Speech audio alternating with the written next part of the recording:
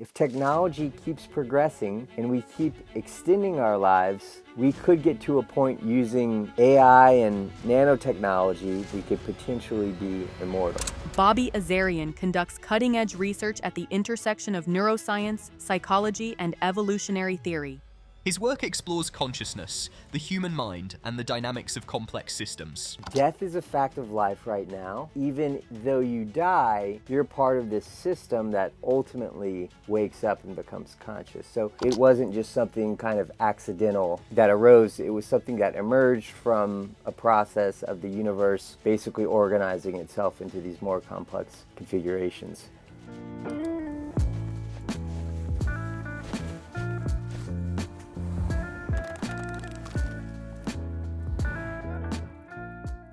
We would start a little bit with your story, perhaps, like where you're from, where you grew up, how you got into neuroscience.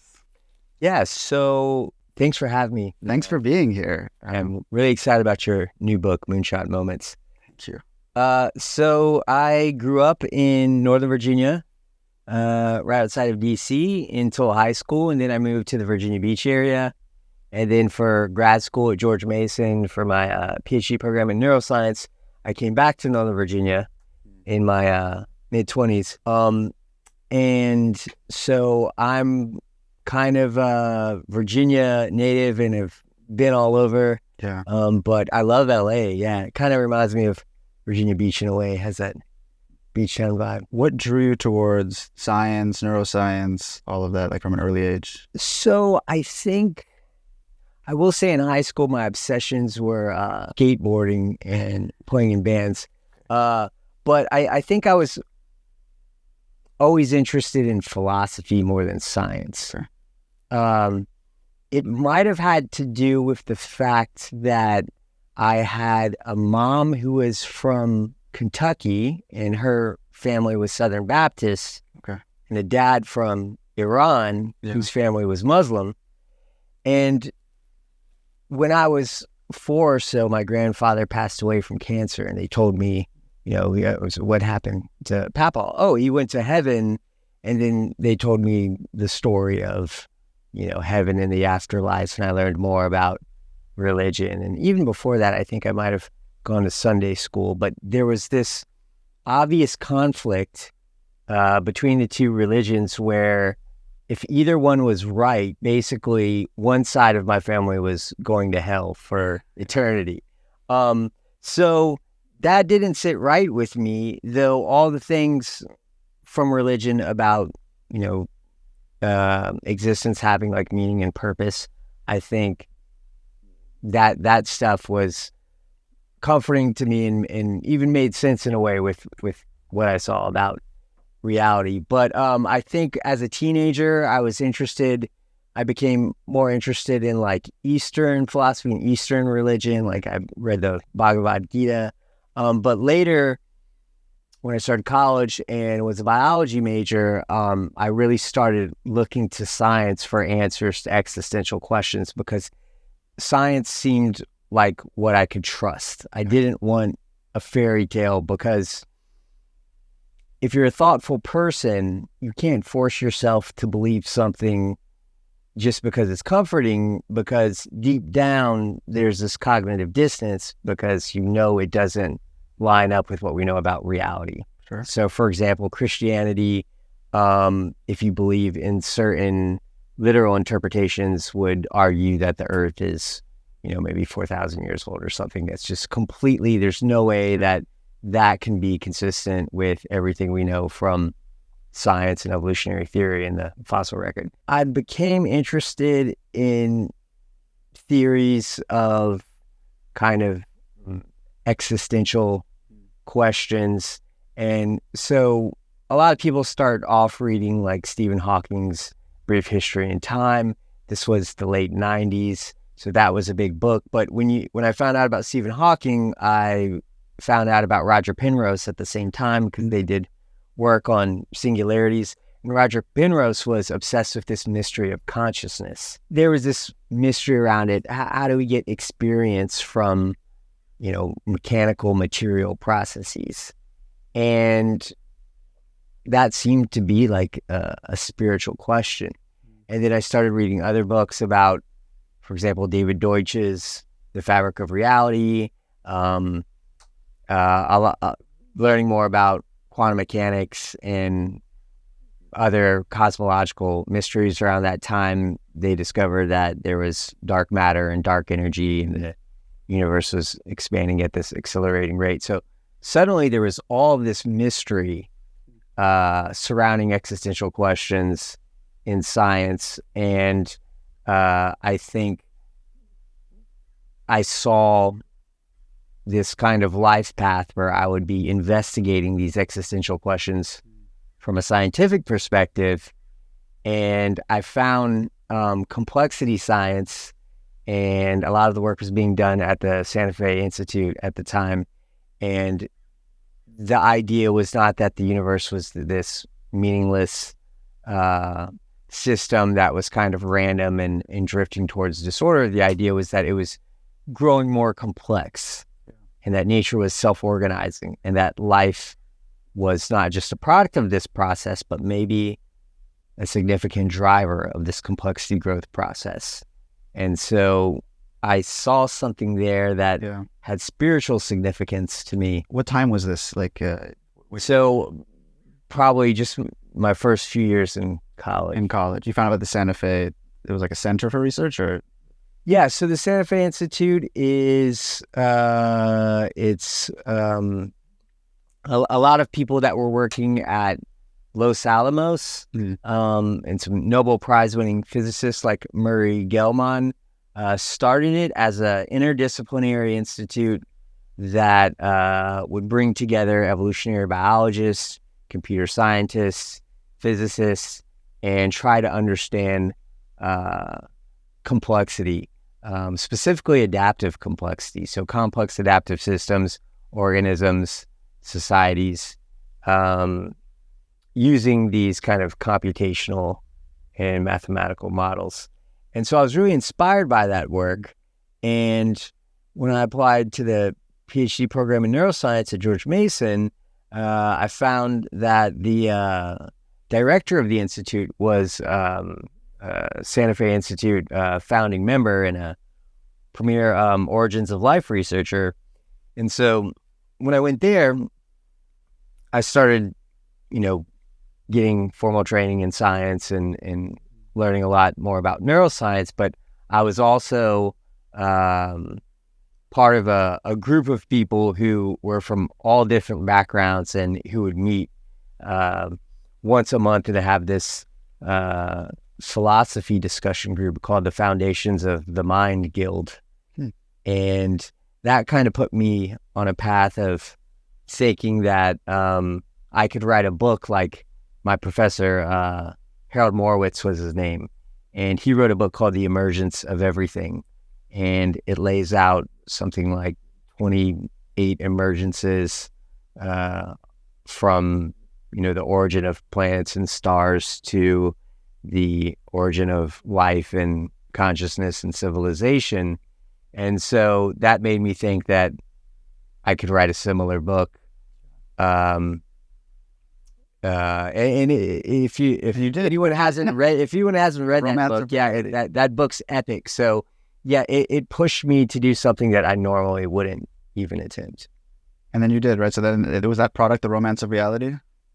Yep. So that Romance of Reality is kind of like my version of The Emergence of Everything. And yeah, that came out 2 years ago. How did your definition of consciousness evolve throughout time? Like from the first time you started talking or thinking about consciousness to now?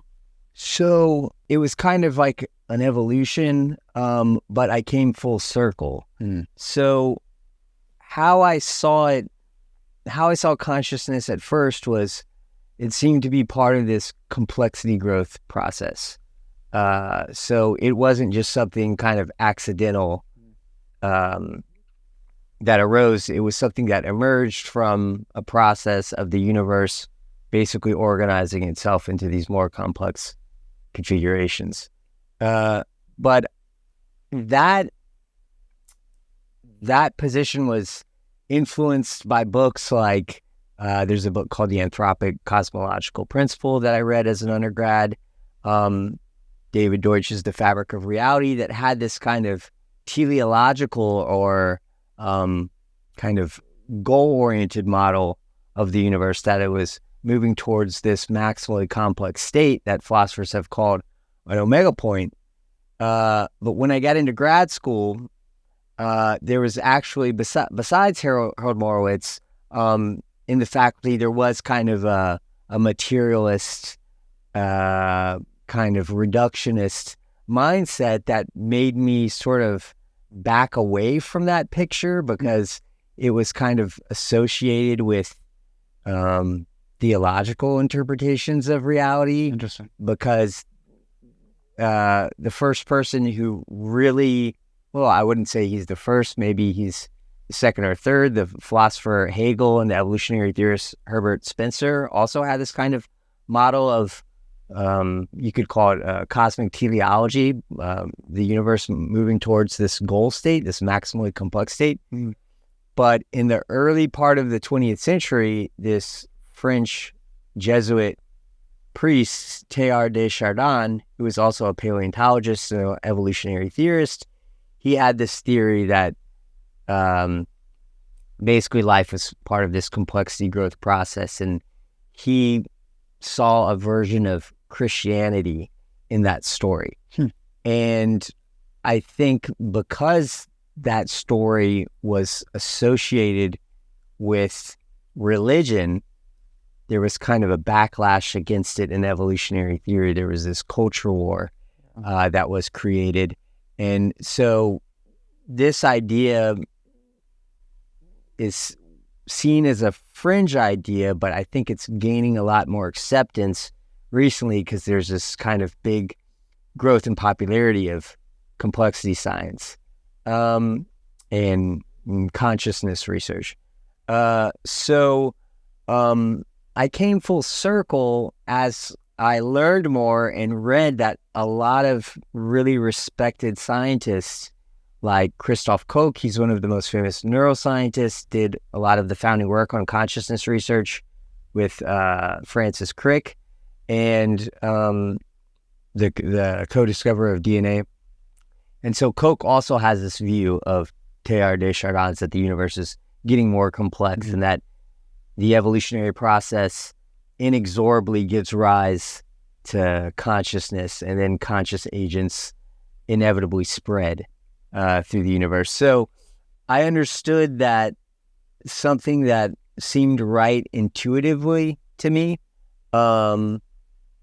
actually had support from people like him, Ray Kurzweil, David Deutsch, and this made me feel even more motivated to write a book about it, because it seemed like this idea was being suppressed for ideological reasons. And so what would you say is like the first moment of consciousness that you can point to in history? I mean, like that's a moment when... That's something that I definitely changed my mind about. And it's interesting because I think that's a really big and kind of trendy question in neuroscience right now. In science in general, you know, I think a lot of people right now are really interested in the mystery of consciousness. This theory emerged about a decade ago. It started really getting popular, called integrated information theory, and it made a lot of headlines. And it basically said any system that has these interacting components is going to be integrating some amount of information, and if a system is integrating any information at all, then it should have some non-zero level of consciousness. And then, so by that theory, very simple systems that aren't even biological systems would have minimal consciousness. It may be so minimal that it's not detectable and almost doesn't matter, but it would predict that consciousness basically kind of exists all the way down. What is something non-biological that would, in that theory, be conscious? Christoph Koch early on made statements that the theory would even say that an atom might have bit of consciousness because of the configuration of subatomic particles. Okay. I think even something like a proton might have some non-zero level of phi because there's a configuration, there's a triad of quarks with different spin configurations, and that would technically be a system that would be integrating some infinitesimally small amount of information, and so there would be some minimal consciousness there. And definitely when you get up to something like just a small biomolecule, like a protein or something, definitely a single cell. And I later started to think that that idea was wrong, and that integrated information is necessary but not sufficient for consciousness. You really need a biological system that's encoding information about the world, creating this sort of model of the world, which is sort of a virtual representation of reality. And that's what consciousness is. It's a virtual map of the world that gets generated in real time, probably by brains. You might not even see consciousness in a single-celled organism, because it may also be the fact that the system needs to model itself. I think it's a system modeling the world and then modeling itself as an agent in the world, which creates the first-person perspective. It creates the observer. So the observer is the important part in consciousness. I think you can have a system that's starting to encode information about its environment through evolution, like a single-celled organism has some map of the environment that's been built up through an evolutionary history. But I think it's probably responding to the world in a reflex-like way, and that you need a system with a brain to actually have a self-model sophisticated enough to allow for the emergence of the observer. I think the observer, the first-person perspective, comes from the model looking at itself. And if you don't have that, it's just the model is something like a theater with no one sitting in the theater. It's when the model starts to model itself that you get an observer, a witness of the construction of reality, the model. Is free will a component of this? So I think free will is a meaningful concept, and it does exist in a sense. Everything's not perfectly determined in the way we thought, a few hundred years ago, for example. Laplace was a famous mathematician and philosopher who took Newton's idea of this, Newton's framework of this kind of mechanical universe that follows these strict laws of motion, and said, if everything's made of atoms, particles bumping into each other, and there's really no room inside that framework for human agency. But what I think that's getting wrong is it's not understanding complex adaptive systems, because they're systems that have emerged, that evolved through Darwinian processes that basically encode information in genes and in brains about the structure of the universe. And then that system can use that information to manipulate reality, to control reality. So evolution leads to the emergence of these control systems. They have a model of the world. And what consciousness allows is we can actually use this virtual representation of reality to generate completely novel ideas. And then we can bring those ideas into existence. So you've started companies. I imagine you've probably written some code that's probably novel. These are things that didn't exist prior to you thinking about it, using imagination, using the functions of your prefrontal cortex. And then you can select from a menu of possibilities and bring the future you want into existence. So I do think that's a certain level of freedom, you have agency, and we don't see that kind of freedom in lower species like a single-celled organism. Sure. It's responding in more of a reflexive way to the environment. It doesn't have the ability to simulate novel trajectories of the future and bring those things into existence.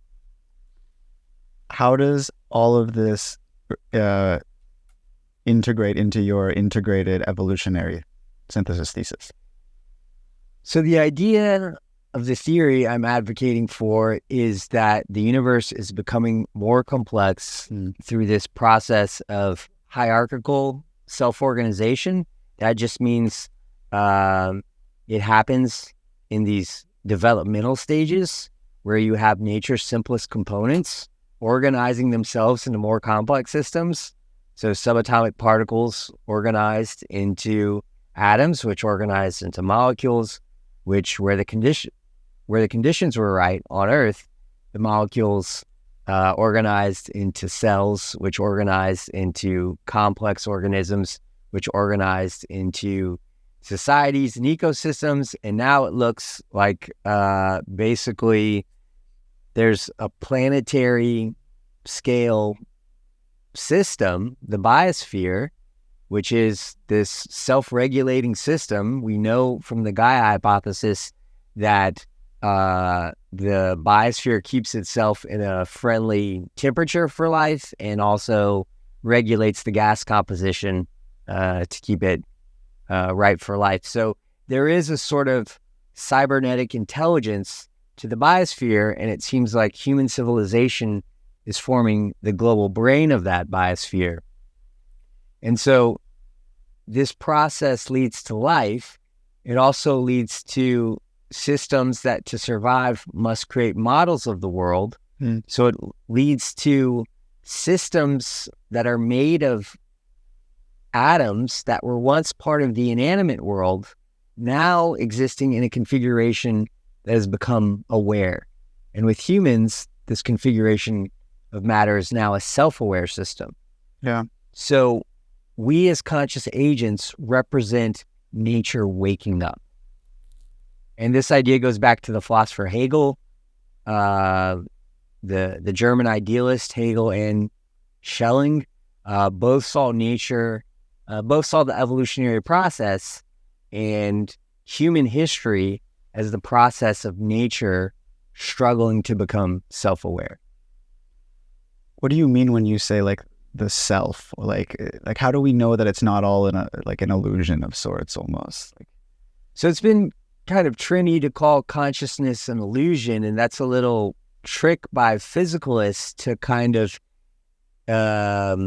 retain a physicalist kind of empirical perspective on the world. Yeah. But when you realize that consciousness isn't this kind of supernatural thing, it's not this immaterial soul that Descartes thought it was, and that dualism basically said it was. And when you understand it's basically the system that has started to create this virtual computational model of the world that looks at itself, and then that creates this self as we discussed, then you see there's no conflict between that and a scientific understanding of reality.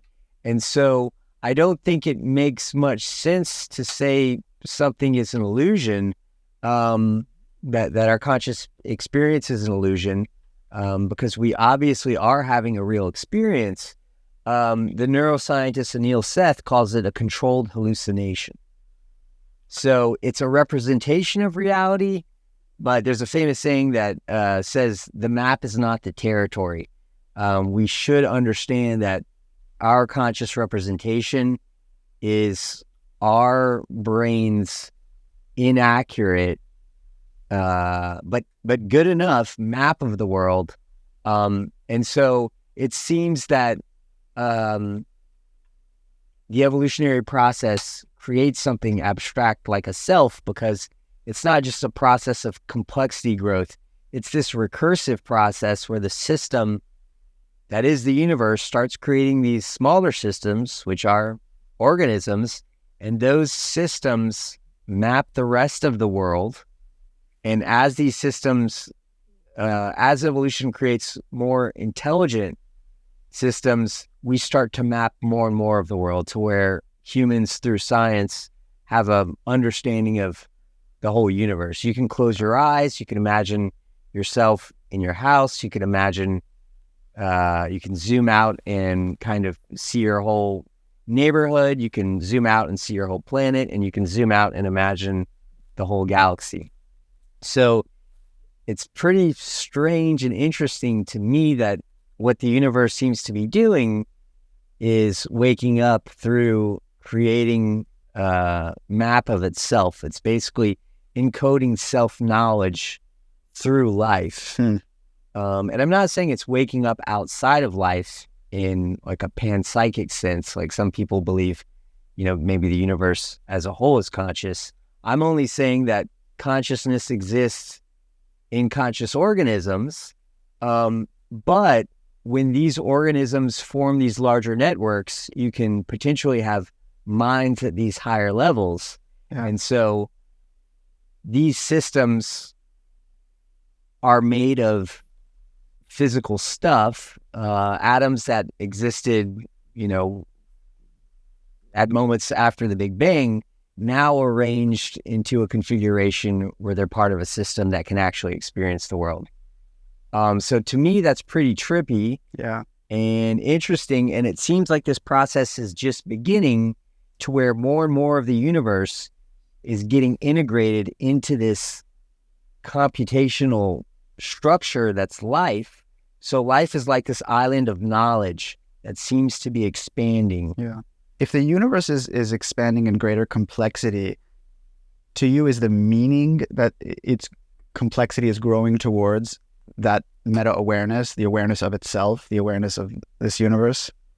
Yes, I think that's really the essence of the process. So someone could look at this theory and be like, okay, it seems to be kind of as mechanical as the old ways of thinking. It's just that this theory is saying that complexity is growing and growing, perhaps without limit. And that's another topic we can get into, talking about like what are the limits of this complexity growth process, and if there aren't limits, does that violate the laws of thermodynamics? And I'll say no, it actually doesn't turn out to violate it. But someone could see this process as just complexity increasing, and that doesn't seem to have any spiritual significance. Yeah.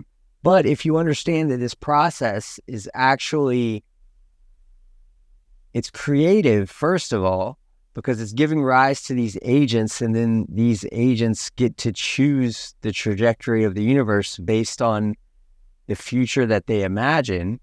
That has kind of a spiritual component, but also the fact that they're physical systems that are gaining the ability to have experience. It's not just complexity that's growing, it's the system generating consciousness. And it seems that the process ultimately leads to these minds at these larger systems. So at these larger scales. So that part is probably the most abstract part to understand, but our brains are not a single thing. They're aggregates of 80 billion neurons that are exchanging information through electrical signals.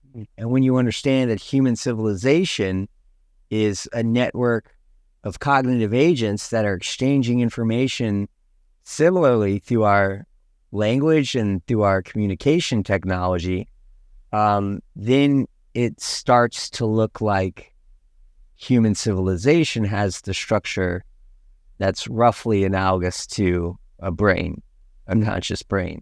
And that's so you could have an emergent mind, whether it's conscious or not. You can certainly have an intelligence at the level of human civilization. So it seems like the universe is generating this phenomenon that we call life. You could call it adaptive complexity and kind of strip away the mysticism from it. And adaptive complexity models the world around it such that these physical systems start to wake up, and then these conscious agents come together, perhaps to make larger intelligences, maybe even larger consciousnesses. And if people like Ray Kurzweil, director of engineering at Google and famous futurist and inventor, if he's right, then it's inevitable that life spreads throughout the universe, or as much of it as is reachable by life, and converts the universe into this giant network of conscious agents. So yeah, I think it would even be beyond the singularity. I think these are omega points or singularities, in that you can imagine them on different scales. So there could be a planetary omega point or singularity, and then there could be a galactic level and a cosmic level singularity. When you were on Rogan, he explained this as a caterpillar that is sort of creating its own cocoon, and it doesn't even know why it's creating this own cocoon. And then eventually it realizes so it becomes a butterfly. And that, and you mentioned that we're kind of in that process right now, where some people are becoming aware of why we're creating this cocoon, or like what's happening, and why these various technologies that we've been creating are important. But I'm curious, what do you see as the purpose of that? Like becoming aware as a society, gaining that meta awareness, to then do what? And so I think gaining that meta awareness, and that's a great term, because I think it's a term that describes what's going on in many ways. So it's this higher level of awareness.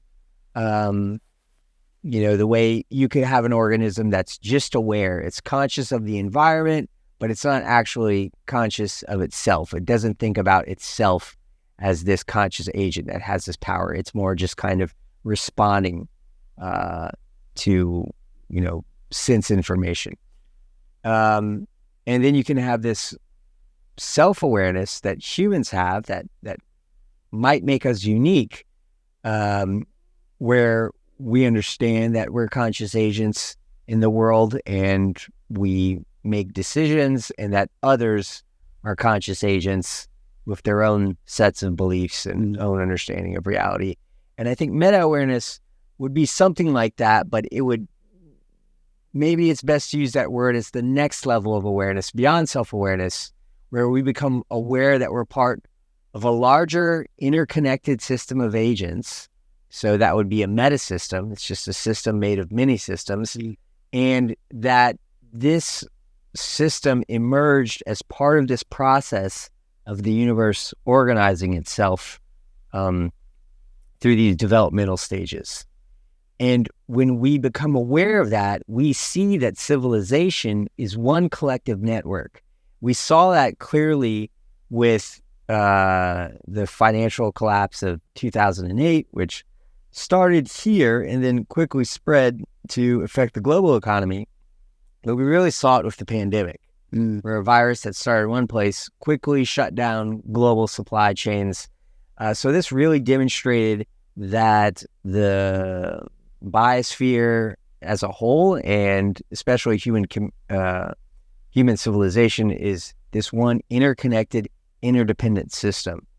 And once you realize that, and you have this meta perspective, then you see that things like war, where there's unnecessary conflict between nations that are all part of this larger system that has this whole other set of problems, we should really be trying to align our interests. But the problem is we have all these different worldviews. And worldviews are great because they bring us together. They unite us under this common lens, this common way of making sense of reality. But the problem is we have all these different worldviews. So what unites you with your neighbor will make you an enemy with someone on the other side of the world. And if we can start seeing the commonalities between the different worldviews, the religions and the political ideologies and the shared mutual interests, and understand that we have these differences, but that we have to align our interests and have common goals at the same time, then we can start to unify the world in the way that we have to solve the existential crises we face.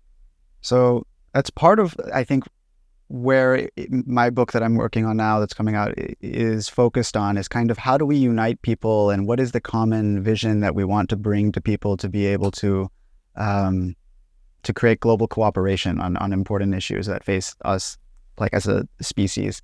And one of the first questions that I kind of grappled with on that topic, which was, kind of a scary question, I think, was is exactly that. Like all of these different religions that exist right now that currently, in large part, I think, divide people, what has to happen to them? Like how do we actually get to a point in time where that is possible, where like we gain a similar enough view of the planet or the world, or of our evolution, to where we can actually be solution oriented? Yeah, so I don't think the answer is going to be converting everybody to your scientific worldview overnight. And we need to look at existing worldviews and think about how we can make modern versions of those worldviews that are consistent with our understanding of nature. And what the theory of a self-organizing universe does really well is explain this narrative of evolution having this purposeful direction. And when you understand this worldview scientifically, but also all the implications for what it means about existence, like it's basically saying that there is intrinsic purpose in nature, and that life has significance, and that consciousness is central to reality, and that we're all in this together, then you can start to build bridges between the different worldviews. And on my Substack, which is called Road to Omega, and this is going to be content that's in my next book that's coming out next year, I'm developing the concept of a meta-religion. I'm sure other people use that word before me, but the idea is to take the religions and look for ways that they map onto this story of cosmic evolution as this process that generates complexity in consciousness. And interestingly, you find forms of Christianity from the philosophers I've mentioned, specifically Hegel and Teilhard de Chardin, that have taken this cosmic teleology worldview and have mapped it onto their understanding of, for example, the Holy Trinity. And Teilhard, French pronunciation, he has this omega point theory that basically sees the emergence of this collective consciousness that arises from the network of humans when it reaches a certain level of integration and harmony as the cosmic Christ.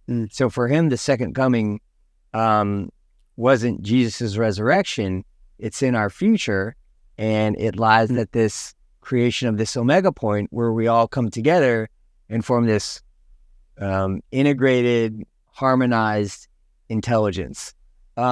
So you have a version of Christianity there, and a lot of the concepts that come from that cosmic Christianity map on in really interesting ways to Eastern religion, specifically ideas from Hinduism. Like Hegel has this idea that he calls the absolute, and he's saying the absolute, that's kind of his word for the totality of reality, and that the absolute is waking up, becoming self-aware through humans, through humanity and consciousness. And that idea of the absolute is very similar to the Hindu idea of Brahman, which is their word for basically ultimate reality. And so this is kind of like God in the pantheist sense, that God is everything. And then the pair concept, the partner to Brahman in Hinduism is this concept of Atman, or individual consciousness. And so the idea is that there's this unity, there's this basically the idea that Atman equals Brahman. It's called Atman Brahman unity. And one of the founders of quantum mechanics, Schrodinger, who has the famous cat experiment that everyone knows about, Schrodinger would write this equation that he called the second Schrodinger equation on the board at the end of all of his lectures towards the end of life. So basically, the Atman Brahman unity equation would be understanding that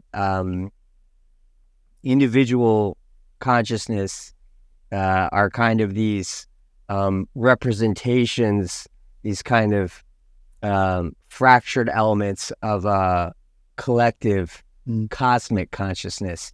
And so that's what this theory of complexity growth is saying, is that we're part of one larger system. You can call it the absolute or Brahman, and we're expressions of that system. And if you buy this theory, then basically at some point, the universe as a whole is going to be an integrated network of these conscious agents. And so at that point, there is basically this perfect unity between Atman and Brahman, because we create God essentially by coming together in this cosmic scale network of consciousnesses that are working together. So simplifying that, it's that the universe is somewhat conscious and it manifests itself in us, and when we come together, we kind of are.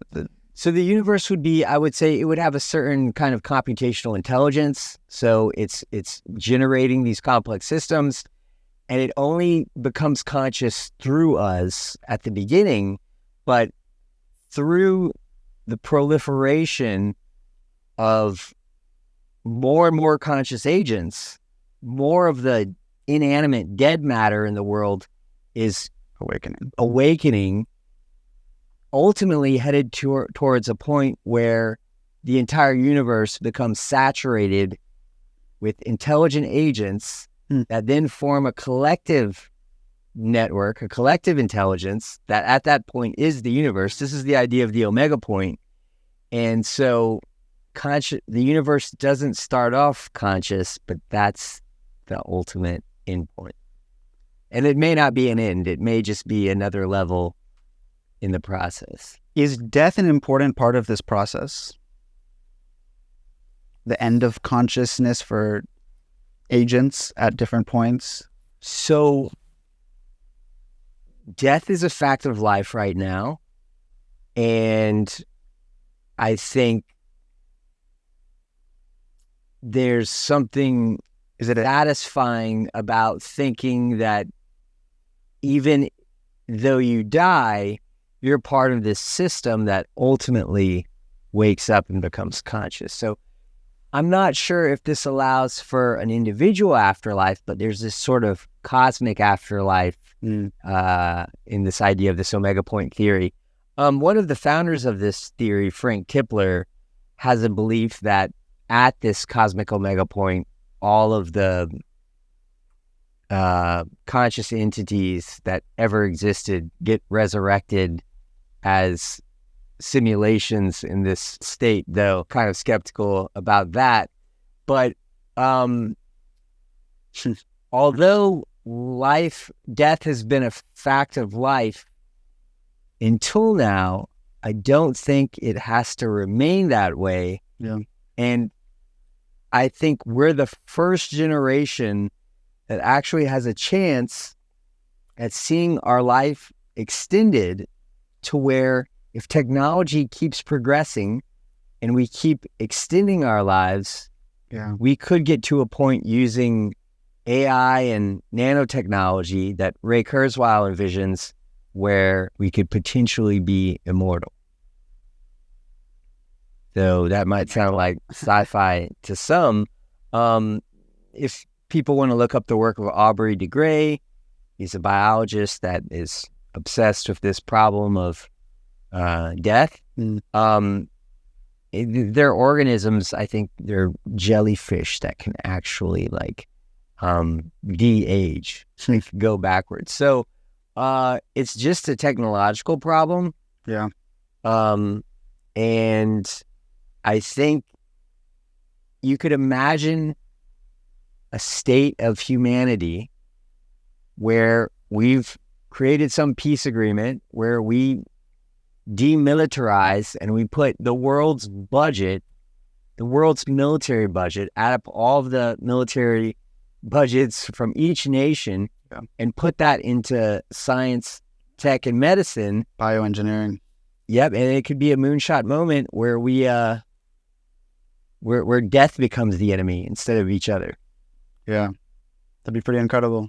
How do you think philosophically what does it take to evolve to that, to a point where there is that level of global cooperation in your mind? I think it's going to require a worldview that has this meta perspective that sees us all as one. This meta religion. In one integrated system, but it wouldn't say, hey, everybody become this kind of hive mind, this like Borg, Star Trek like hive mind. It would basically say complexity requires diversity. It's good that we have cultural diversity, but we should try to look for correspondences between our worldviews, because we're all in it together, and we can see certain truths, like to overcome our existential challenges, we're going to have to utilize the full computational power of the human network as a whole. So if a worldview like that can be packaged in such a way to go viral, and I think really all it would take was the perfect Christopher Nolan movie. That with an activist push that's done in the right way. Yeah. Because if you do it wrong, it creates opposition through this kind of dialectical dynamic that Hegel talks about, where it just takes all the steam out of the movement. So it has to be perfect, or close as we can get, but that a worldview shift could go global almost overnight, in the way we saw a psychedelic movement in the 60s with the hippie revolution, where things changed super rapidly. The way people dress, the way people talk, the kind of art that was being made, perspective on music, war. Perspective on war, even science.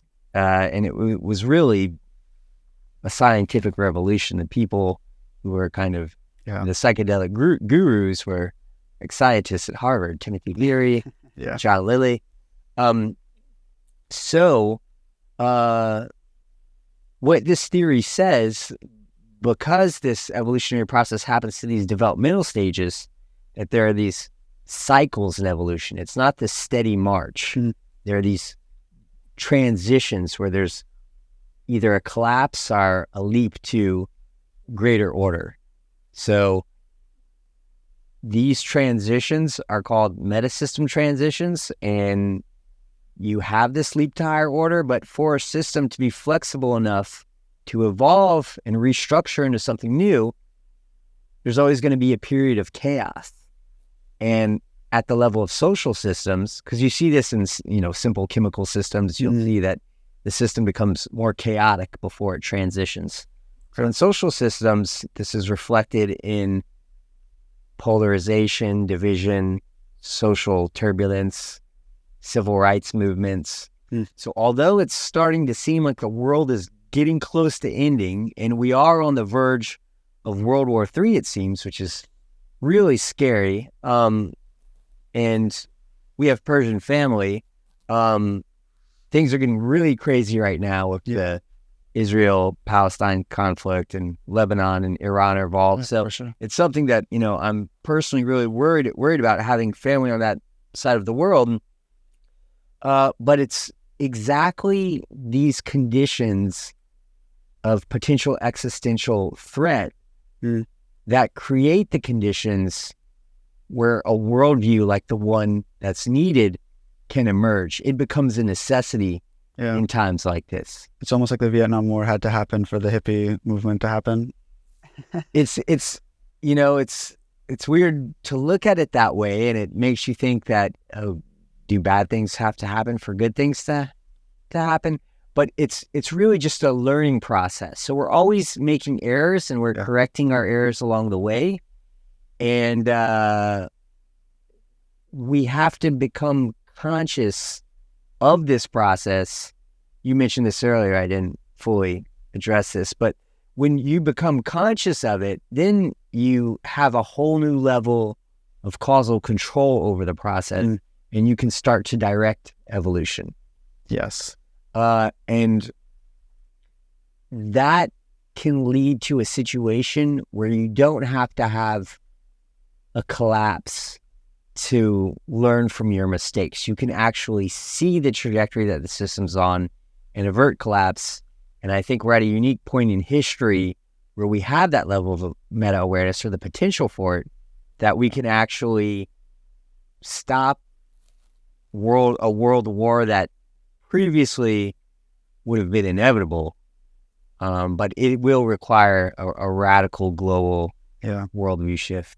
I'm like you. I tend to be pretty optimistic that eventually the powers of evolution, all of the greater consciousness pushes us towards this better reality where we're more aligned and we're more cooperative as a species for our goals.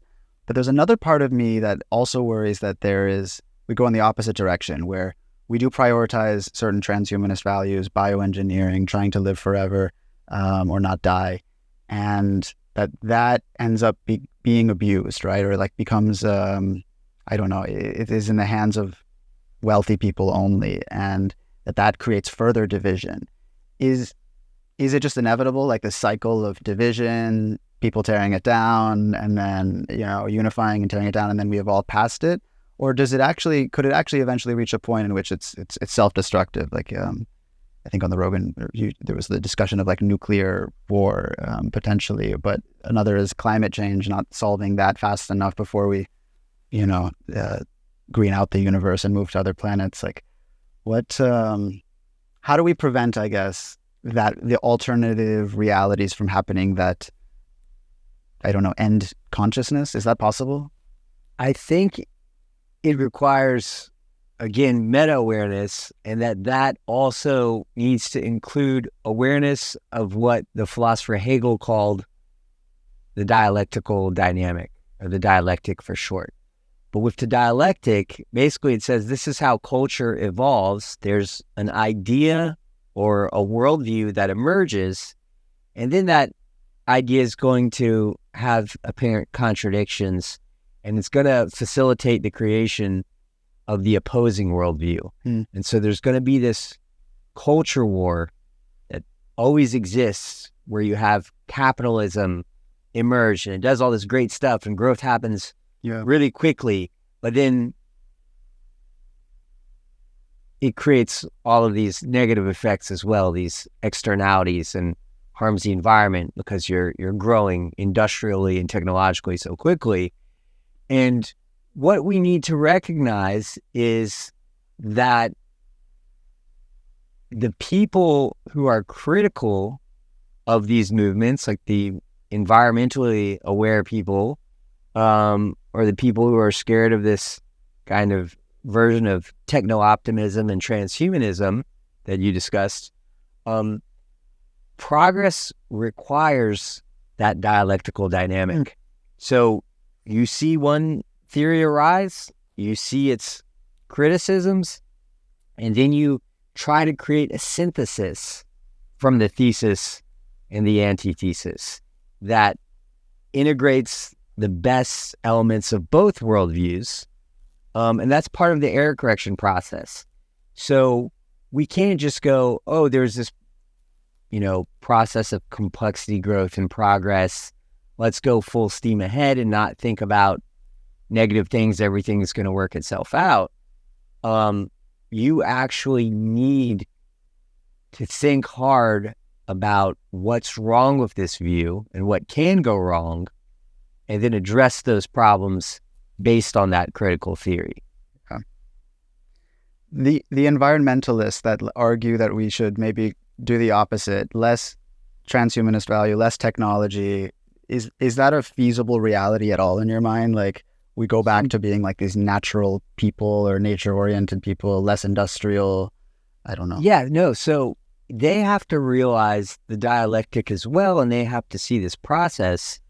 The techno-optimist people are closer to the truth of this, if you buy that this process of complexity growth is real and that the universe is on this developmental trajectory that includes life. So if life, and it's just a cold fact of nature and of thermodynamic law, that if life wants to continue to exist beyond the death of its star in 4 billion years, but also we're using up planetary resources, so we need new forms of energy if we're to exist as a civilization. If life's going to continue, if consciousness and creativity, experience, all these wonderful things that are part of reality because of humanity, if that's to go on, then we have to try to progress technologically, intellectually, and when you combine both sides, then you see that's also a progression that needs spiritual and ethical progress. We can't use this, we can't have a plan to stop growing. We need to grow fundamentally. We need to progress, or when the sun explodes, it's the death of all conscious organisms, not just humans. Yeah. So in this view, humanity is kind of the protector and preserver of life. It's kind of the role of the deity from Hinduism, Vishnu, the preserver. Only life, only intelligent life, only humans right now, in this corner of the universe at least, can see that life continues beyond the death of its star. So we need to grow, but then you have the people on the other side of the spectrum, these techno-optimists that have these philosophies like effective altruism and effective accelerationism, the EAC movement. I just think, we just grow and grow and grow as fast as possible. That's not taking complex system science into account. It's not really a scientific worldview, because you realize that progress happens in these stages and that we have energy constraints until we unlock the next source of energy that we haven't figured out how to do yet. So to grow in the long term, we may have to slow growth in the short term. Yeah.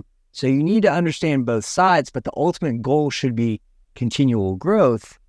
But if you just try to grow and grow and grow, you're going to face collapse. It's not going to be long-term sustainable growth.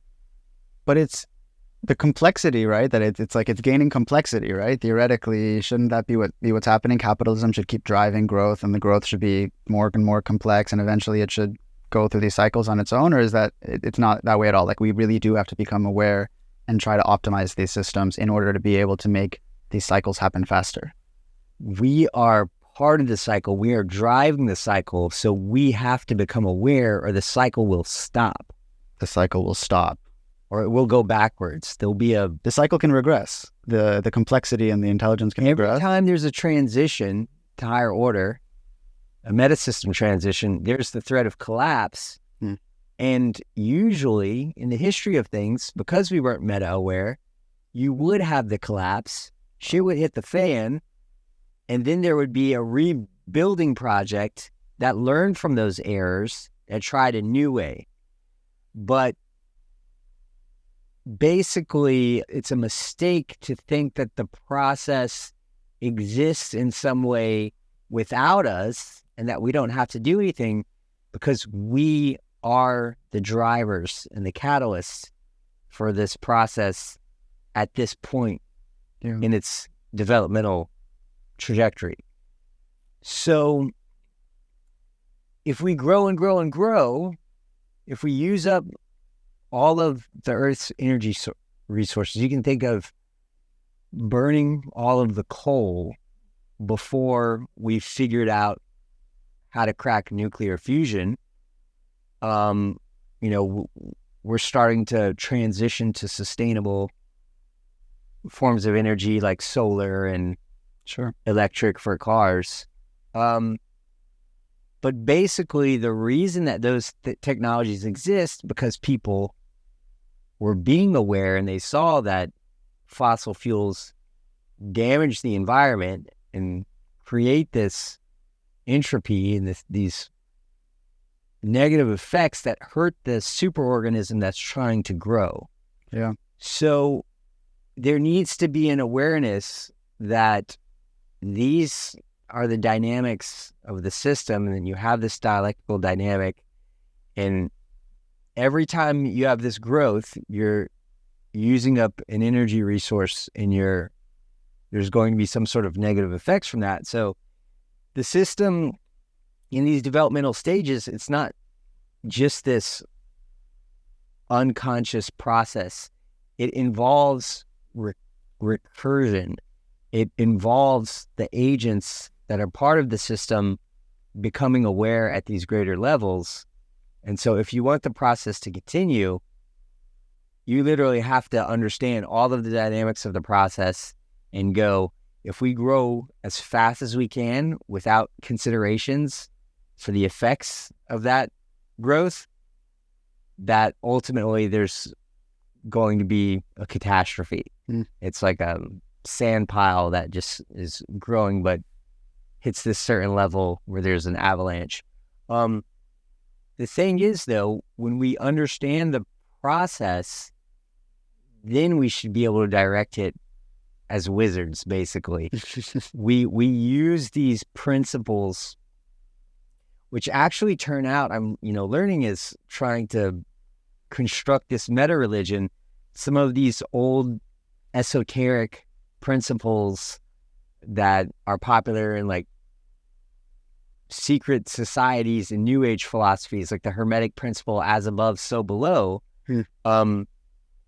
actually have a basis in this complexity science theory. So for example, as above, so below is just showing the truth of a concept called multiple realizability, but you could basically have the same patterns at these different scales.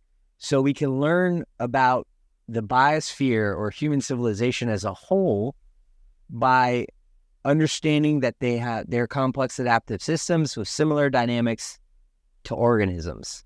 So you can understand a lot about societies by understanding about biology and vice versa. So we can use these principles. There's also esoteric principle called the principle of polarity. That's essentially this dialectical dynamic of Hegel, where you have a idea, and then you have its opposite, and then you have a synthesis, and together they make something. That's yin and yang as well. You have these two opposites that are actually complementary. Wow.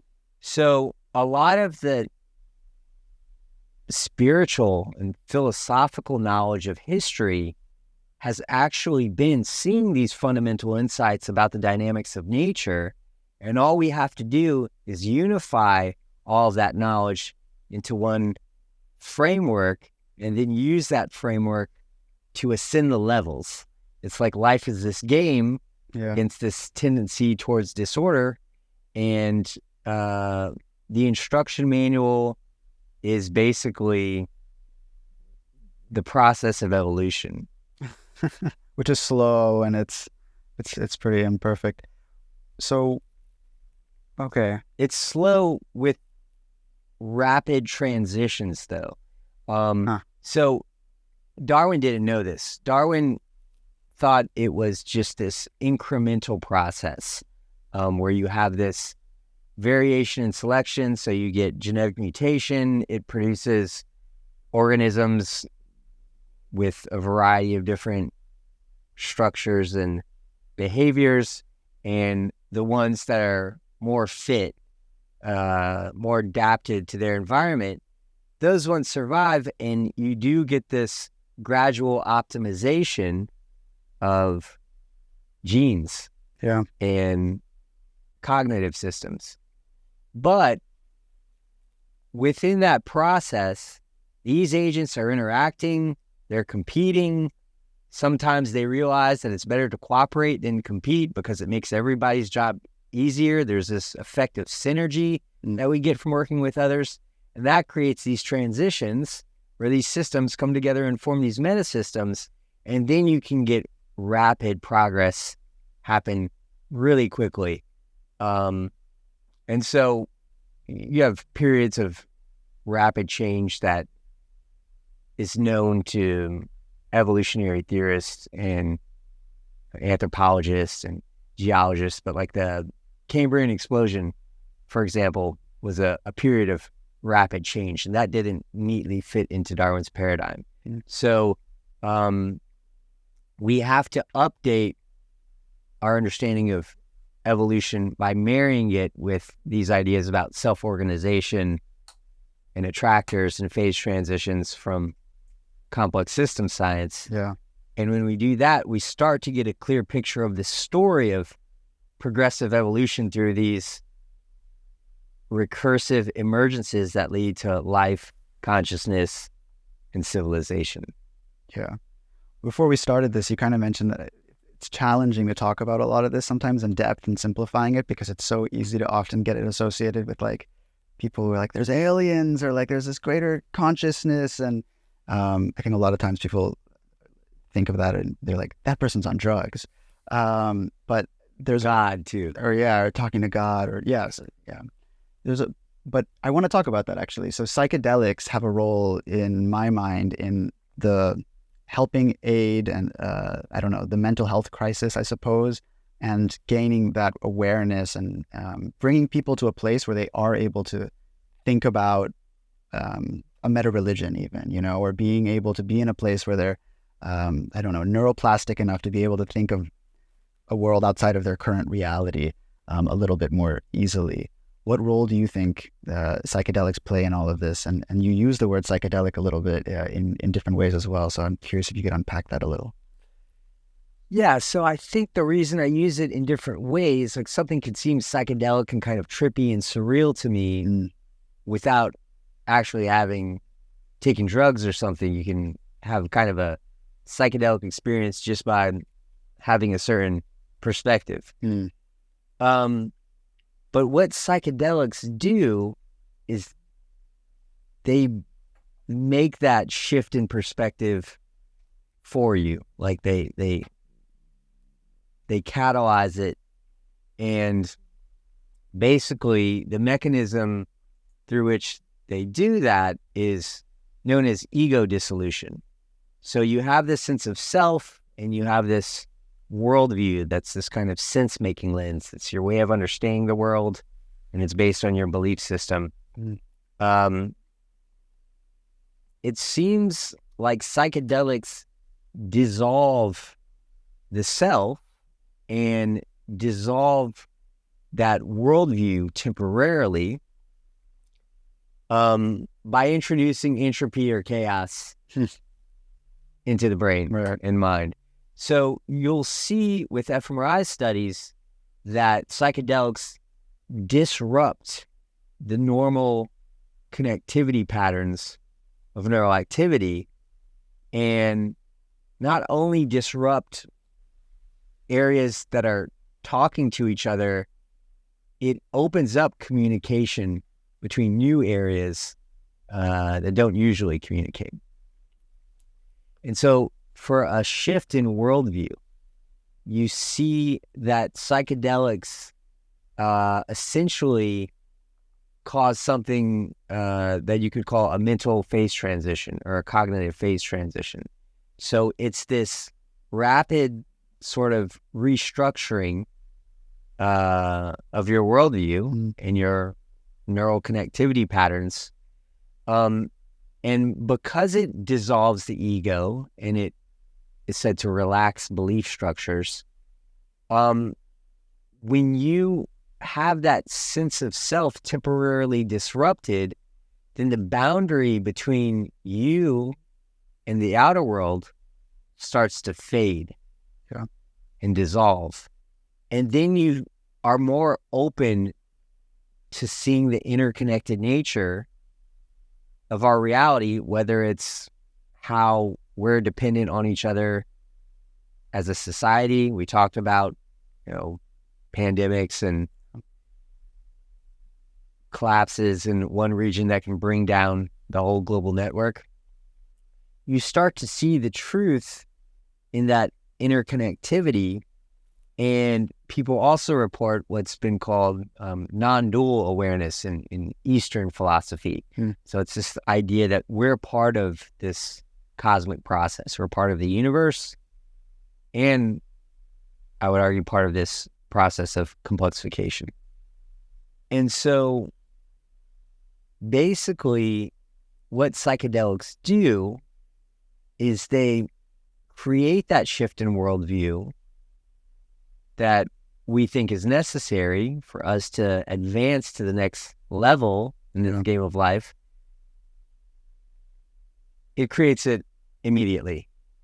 Just where, the same sort of effect could probably be achieved through meditation, maybe just having these insights from learning. Maybe you're learning the science and you have these big Reading your book. insights. You're reading all the people's books that influence mine, reading Moonshot Moments, and you have that change in perspective, that aha moment. But psychedelics could bring that to society a lot quicker for those who are ready for that. Yeah. And I think we're probably seeing a new psychedelic renaissance period, with just marijuana being legal. It has subtle psychedelic properties pretty much everywhere. And then now you can buy psilocybin in a lot of the shops, and science is starting to recognize the healing properties of psychedelics as therapy for example, MDMA for PTSD. And it's an exciting time. And so I think we'll see something similar to the psychedelic movement of the 60s, but it may be a little more subtle and more diffuse. But I do think that this change in meta perspective that we need to see, and that seems like it's going to happen because the conditions will create the need for it. I don't think it's an accident that it also seems to correspond to a time where psychedelics are becoming part of the mainstream culture.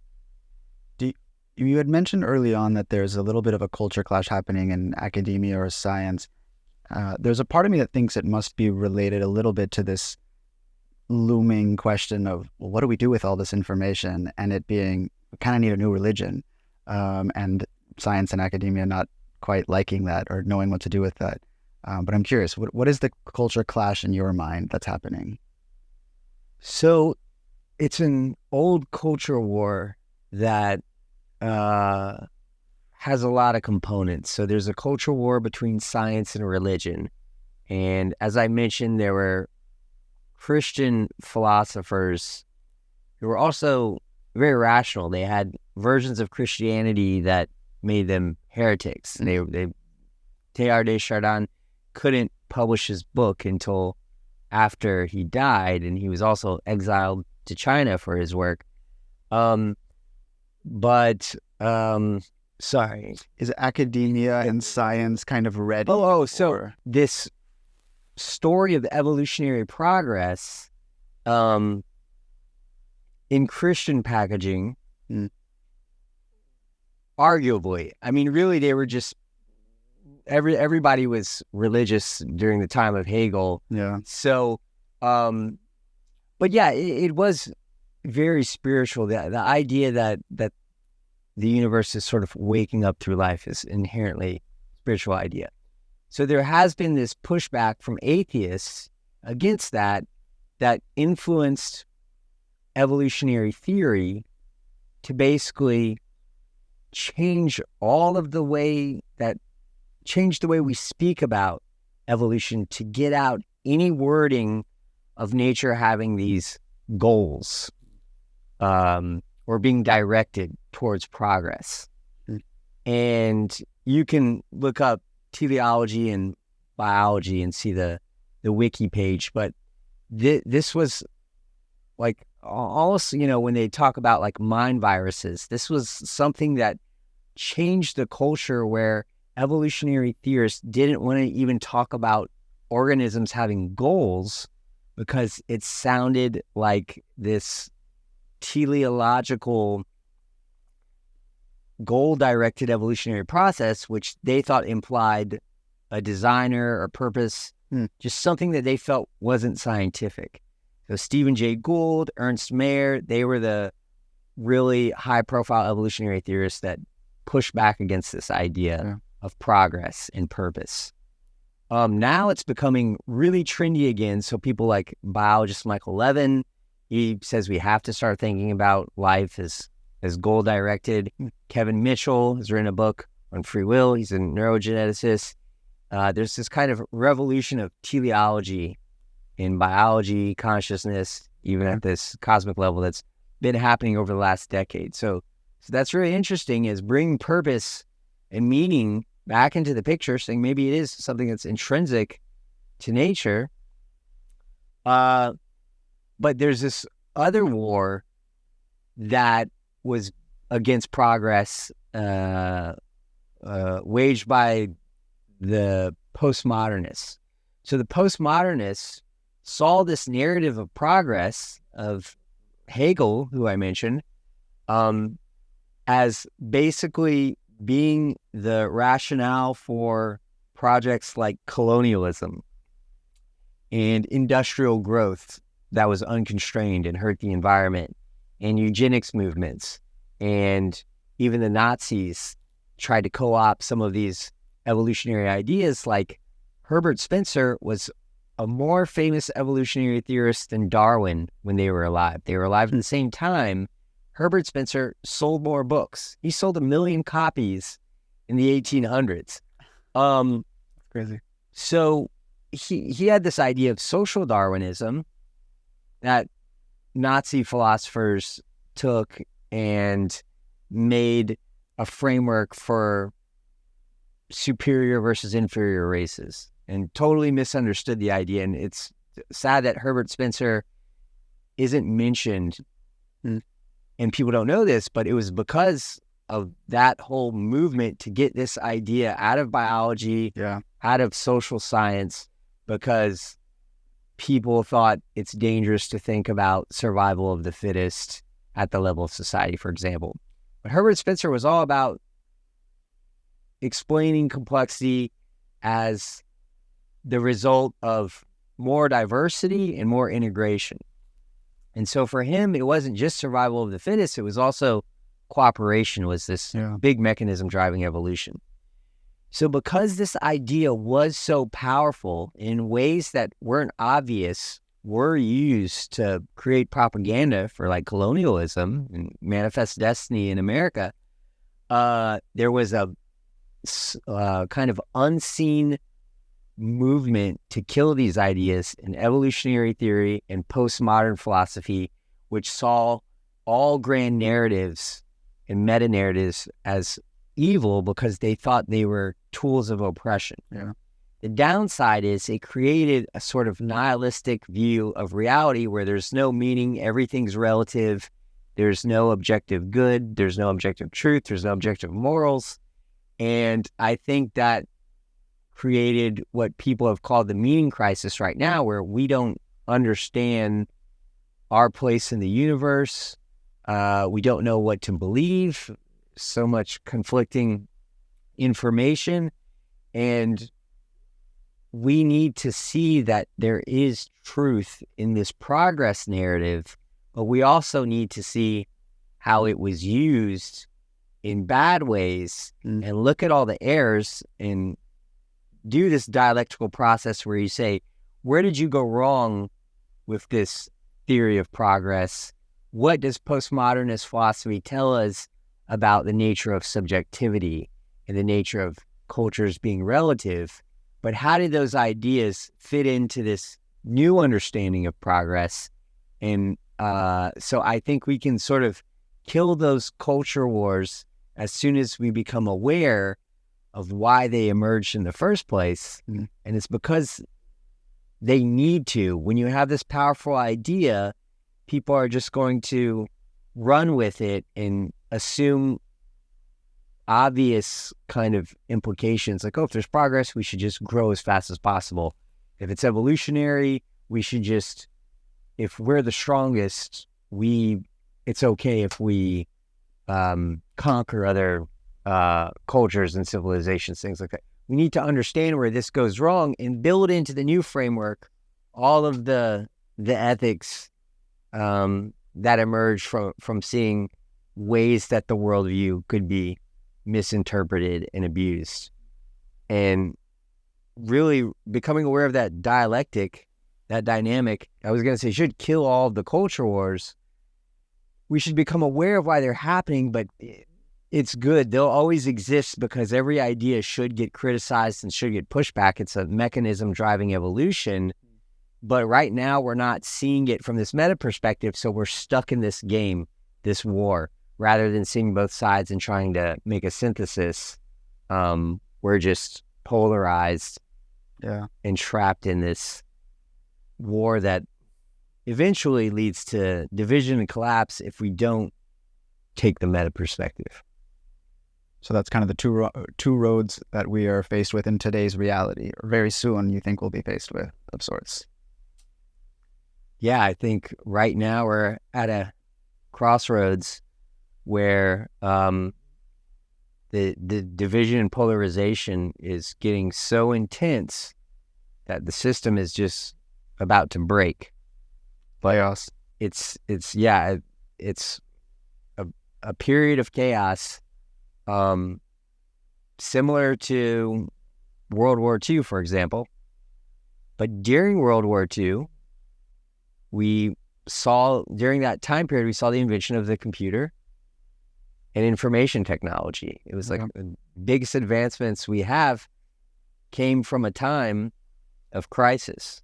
And directly because of that, if you've seen the movie about Alan Turing, The Imitation Game, you will see that, to break the Nazi code, we basically invented the computer. So it's part of the plan in a sense. But if you can avert disaster, you don't have to have all the negative effects of, for example, with World War II. When we become aware of the process, then we can control it.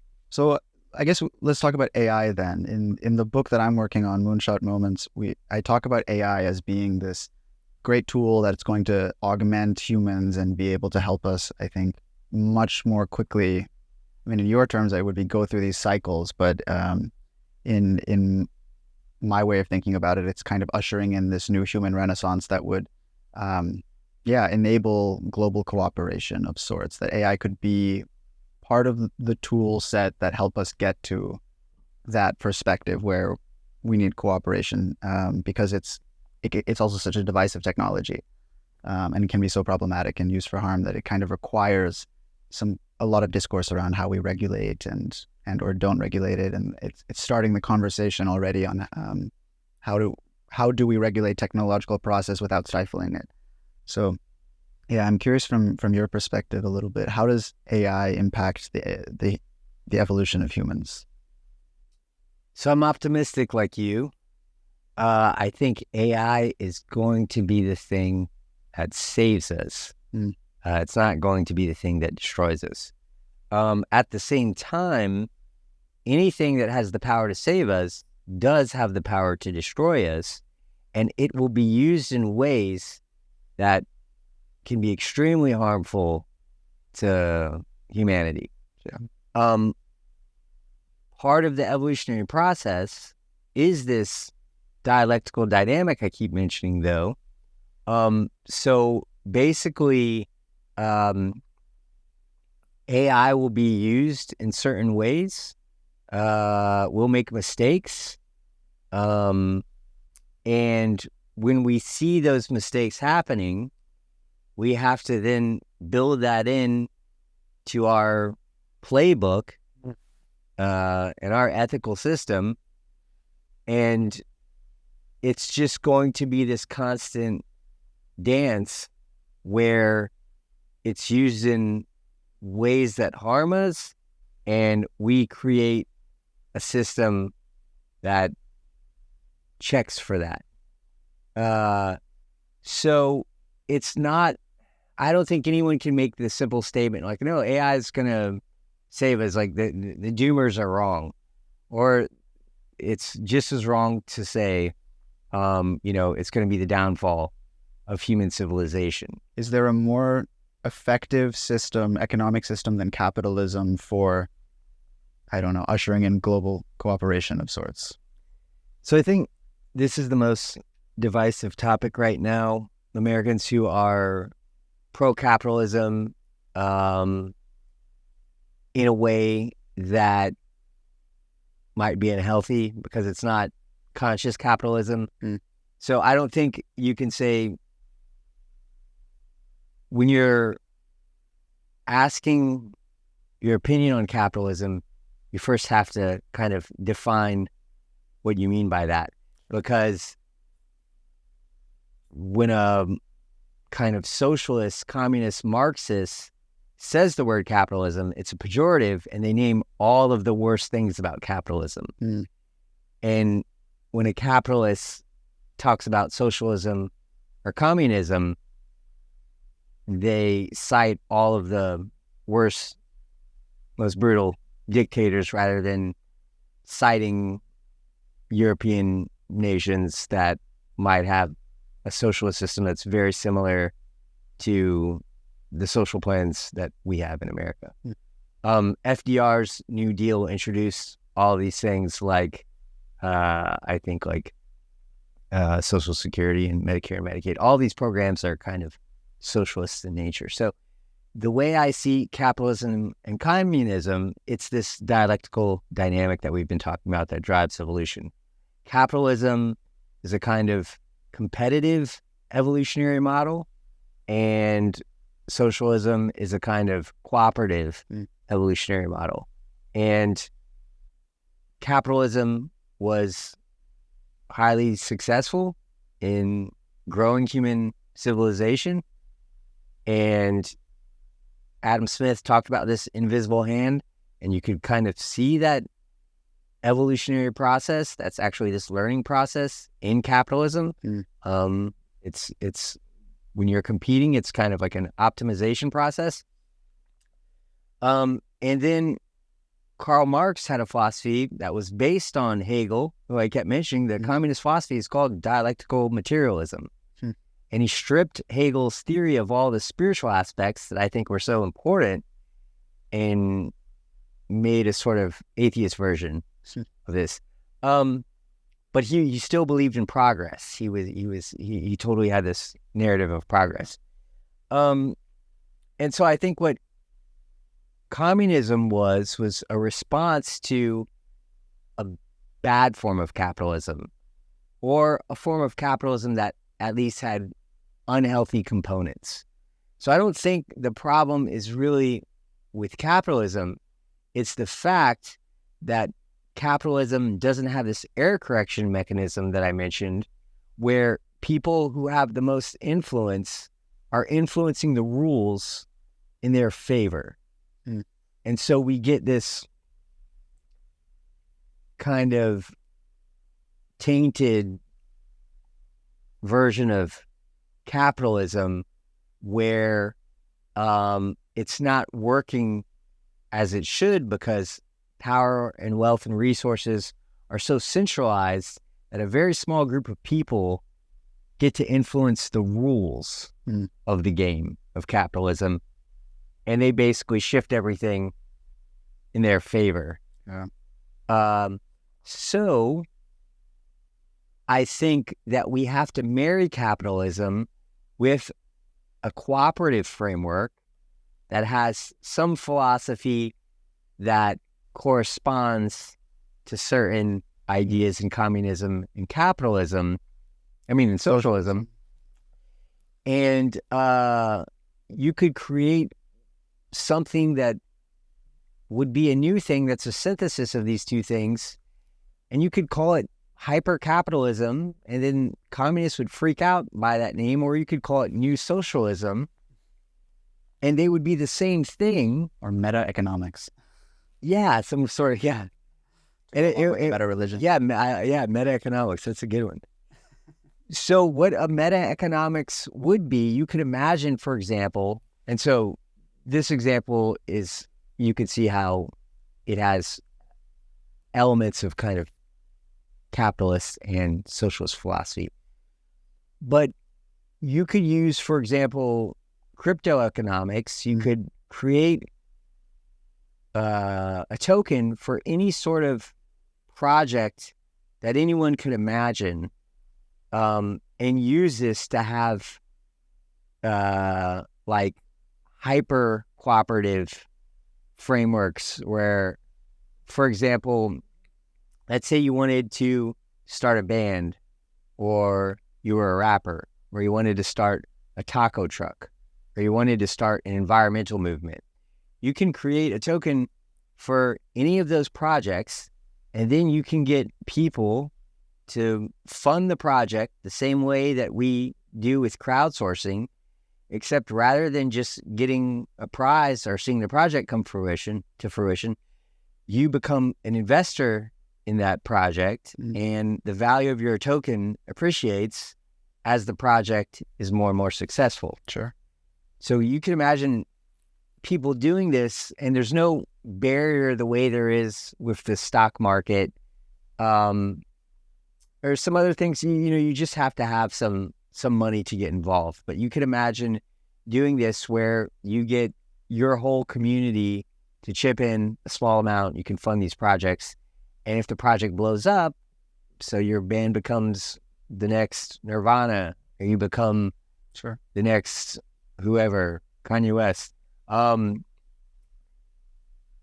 then that would have a sort of cooperative structure that is kind of similar to a kind of socialist or communist ideology, but you would still be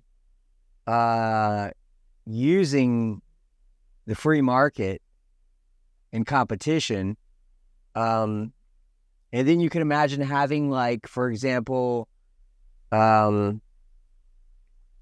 a website where you go and there's just tons of these projects are being funded the same way we funded all of the kind of cryptocurrency and blockchain startups. But it could be any sort of idea or business you could imagine. I could imagine some sort of crypto economic models like that, which are pretty radical, but basically, if you had this sort of model and you had the wealthiest people throwing in money to these projects the way that they threw money into cryptocurrency, but these were projects that were focused on, in some way, building a better world, you could see something that could be like pleasing to people who had capitalist models of society or more cooperative, like socialist types of models. So I think we need to use technology like blockchain to completely rethink how we do things. And we do want to decentralize power and wealth and resources, because if this theory is right, and we should start looking at human civilization as one connected, interdependent, distributed network, then having centralized wealth and resources would be like having an organism that's only getting blood to the brain and the heart and not the extremities. So a decentralized model of the world would want to redistribute resources and wealth so you have better systemic flow of energy, resources, the same way you would want to have it in an individual organism. But is that redistribution of wealth a communist idea if you're doing it through this crypto economic model that I just mentioned? That sounds pretty capitalist, right? And aren't the socialist people, don't they hate crypto and the tech people? So there are these culture wars there too that I don't think need to exist. And you could have a model, an economic model that acts to radically redistribute wealth in a way that makes Marxists happy, using kind of a techno-capitalist framework that make capitalists happy. Sorry to cut you off, but how do you encourage then innovation? Like if you end up stripping and redistributing wealth to people, how do you encourage the like? Because you don't do it by force. You don't do it through the communist mechanism.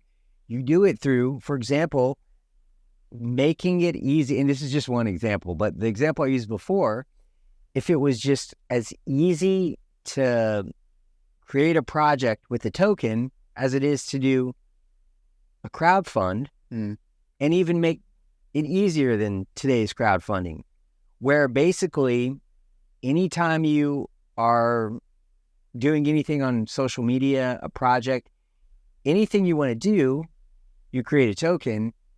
People get that token as easily as they follow you on social media. Yeah. If it was made that easy, you would have this new game where anybody can become basically can create a startup, and anybody can become an investor. And it's just one idea. I'm sure there's lots of ways to use technology, blockchain specifically, to have models like this that get really interesting in the way they provide incentives. But let's say we just use that. Let's say we made a website and we had just, it was super easy. It was like a crowdfunding type thing. But so there's a website called Mirror that does this, but it hasn't like blown up. But someone crowdfunded a novel and they raised like $100,000 in a couple of days. So if everyone was doing this and the world's investors, like today's venture capitalists, started pouring in money into small local projects, and this was creating wealth for people, I could imagine a radical redistribution of wealth happening in a very quick period. And that's still all capitalism. Do you think that's what's needed though to get to that meta awareness? Because there's a part of me, or to even get to this version of reality where we're greening the universe.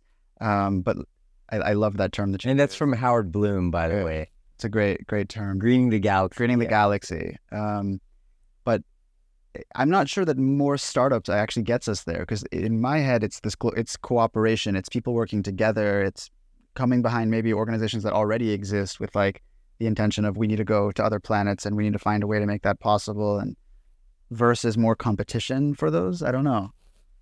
I just think any project you think of could have a token created for it that would allow people to invest easily the way. And I think Bitcoin's so massive now that probably a good portion of the population has gone onto Coinbase and bought some Ether for Bitcoin. And you could use that to fund any sort of social project you can conceive of. You could start a nonprofit. So what if everybody just radically started doing these projects, knocking on their neighbors' doors in their community, and having some interface where it was easy for people to invest all over the world into whatever you wanted to do. A global HOA. Yes. So if you could, just that mechanism alone, I could imagine achieving some of the goals of communism as far as the redistribution of wealth, or any sort of philosophy that's more of a collectivist philosophy, while at the same time having a sort of capitalist model where you're trying to make money from your creation in the way that any normal business in America would work. Is that what's missing from those like existing organizations that do this, like the World Bank or the United Nations or any of these like, groups that come together to try to solve problems globally for humanity? I think all of those institutions are corrupted by money and special interests. So you can look up the United Nations.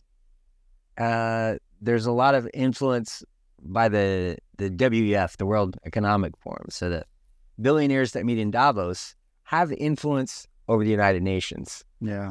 And that's why I'm attracted to this kind of idea of this kind of bottom-up movement where anybody can create some sort of organization like that with a network of people, perhaps all over the world. Like you could create a project that's like Project Metaworld, and it's trying to bring people together under this new worldview. You could create agencies that have similar goals to those sorts of things, which I think were based on the right idea, but became corrupted because the people at the top that have the resources will always be trying to preserve self-interest for evolutionary reasons, especially if they don't have this meta perspective where we're all in it together. They're always playing this game that has this us versus them mentality. Jim Rutt, complexity theorist and podcast host, he talks about game A versus game B. Game A is the kind of selfish, Darwinian sort of game, and game B is this cooperative game where we all understand we're part of this interconnected network. So I think everybody, the major powers in the world have this game A mentality. And if you have money, you can essentially buy politicians through financing their campaign. If you're a politician, you have no chance unless your campaign is being financed by corporations and really wealthy people. Right. So you immediately get bought as a politician. The whole thing is corrupted, like globally, because of this system. And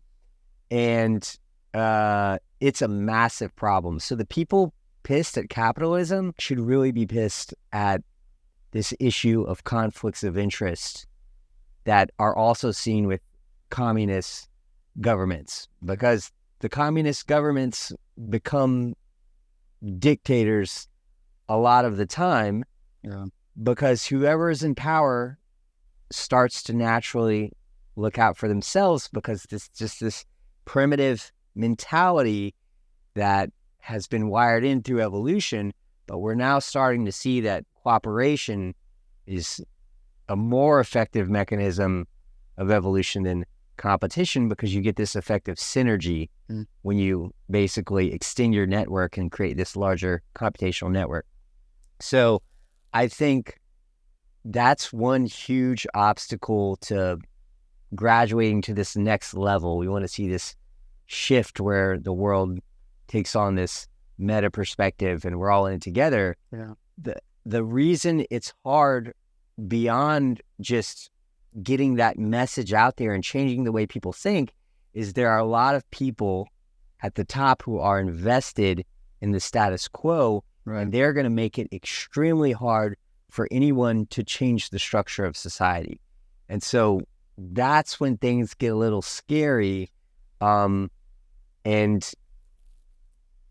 it's not clear to me how to perfectly make that transition peaceful, because the people at the top will not let go of their power.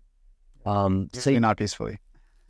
Not peacefully, but that's where technology comes in. If you can have these new paradigms, I mean, that's what social media and internet companies did. It was Wall Street running the show, and then these tech people came in because they worked within the law, and the Constitution was good enough to allow that free market dynamic to work.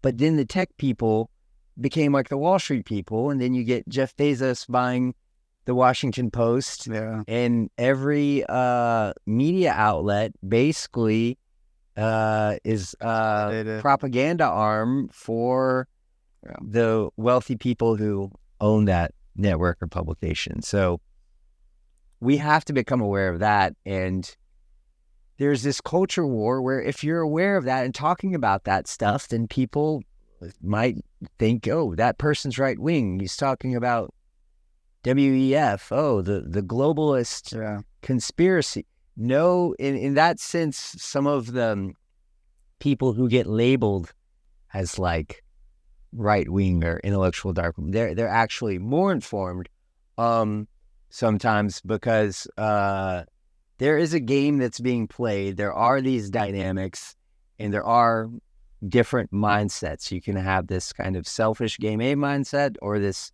mindset where you're trying to do good for yourself, but also with the understanding that you're nested in a larger societal structure, which makes your life easier and working to preserve that. So there needs to be this balance between trying to do good for you and your family and trying to do good for your collective. If you're too extreme on either end, then it's not going to be the optimal path forward. So we have to all see that as a society, and we have to start influencing politics to adopt this kind of systems thinking and process philosophy. And I think tech people get closer. People like Andrew Yang are talking about ideas like that. But in RFK, but we really need to see that there is this dialectical dynamic, because it's the source of polarization. And right now we can't get anywhere because the left and the right are so far apart that they just start to hate everything associated with the other side. Identity politics. Yes. Very scary, yeah. So assuming that we crush all of this, we achieve a moonshot moment of cultivating global cooperation and a unified vision of the future, what is that version of the future for you? We talked a little bit about greening out the galaxy. Maybe we explain what that is.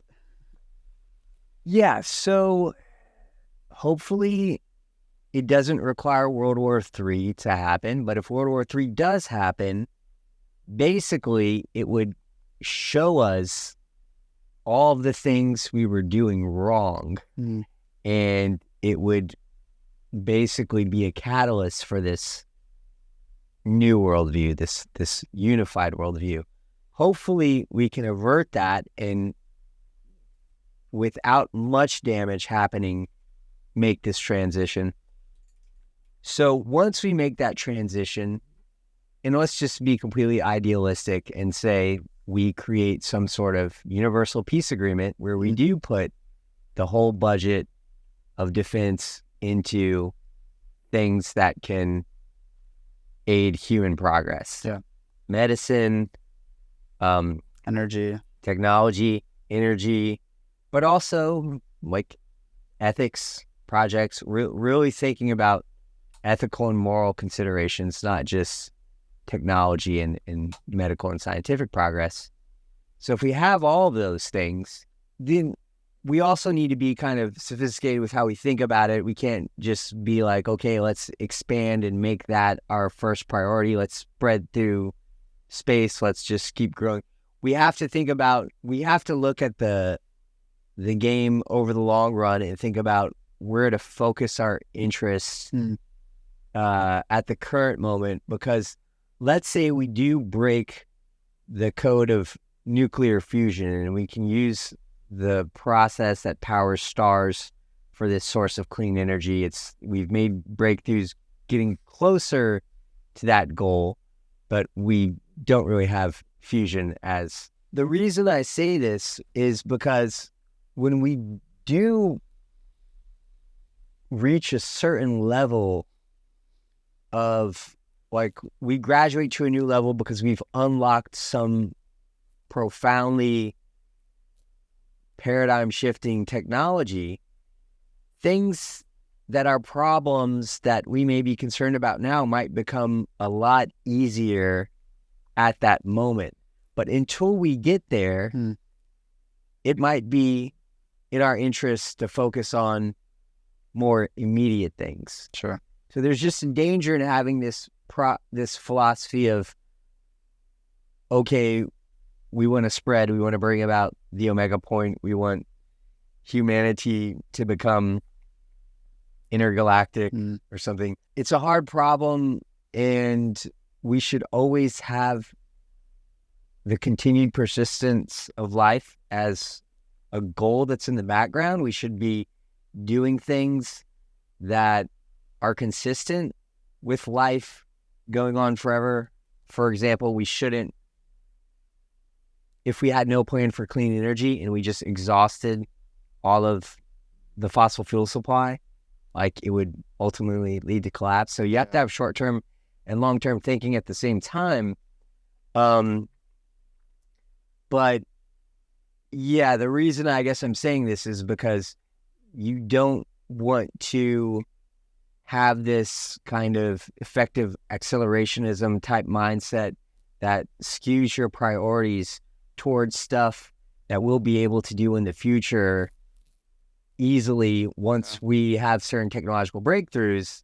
And right now, it might be better to focus on more near-term problems with humanity. Sure. So we have to have that balance, but I think the future of human progress is going to be expanding outward ultimately, but also going inward and creating technology that allows us to have deeper and richer experiences, new kinds of entertainment, for example, the metaverse, and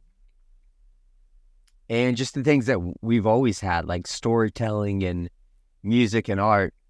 So I think we need to progress in both directions, inward and outward.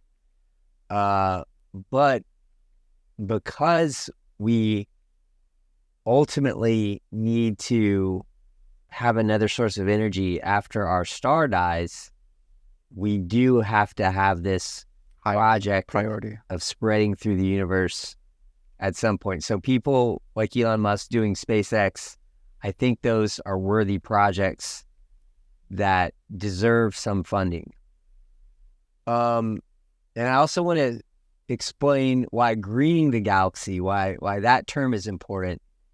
A lot of people are afraid of this happening, this kind of transhumanism vision, this kind of techno-optimist vision, because they think AI is going to potentially replace us. Like, it's the next step of evolution, and the technological singularity means machines that are smarter than us. I do think, from the research that I've done writing that first book, was a big part of this, that biology has been optimized by evolution to do really efficient computation. So we have the power to do things that supercomputers can't do with our brains, only running on the energy of a household light bulb. That's how much energy our brains consume. So I think AI is going to augment and supplement biological intelligence rather than replace it, and that there will always be a biological core to the network of intelligent agents, so that if we spread through the universe, it will involve us terraforming planets like Mars to have a biosphere. It will mean spreading biological life beyond our planets. Some planets might be better used for other reasons because they're hard to create a biosphere on. They might have materials, elements that are more valuable to us to do different sorts of projects with. But I do believe that life's continual progression isn't a story of machine intelligence phasing out life. I believe biology and consciousness is already an optimal form of intelligence, and all AI does is basically add more intelligent agents to that network and provide us with a sort of extended cognition. So there's the extended mind hypothesis of David Chalmers that says basically that our phones are extensions of our mind. So our phones and our computers basically add memory and computational power. Now, if we want to know any question, we just Google it, or if we want to know how to fix a tire, we break down on the side of the road, we watch a YouTube video. Yeah. Now we can ask LLMs anything. So rather than replacing life, I think AI turbocharges life.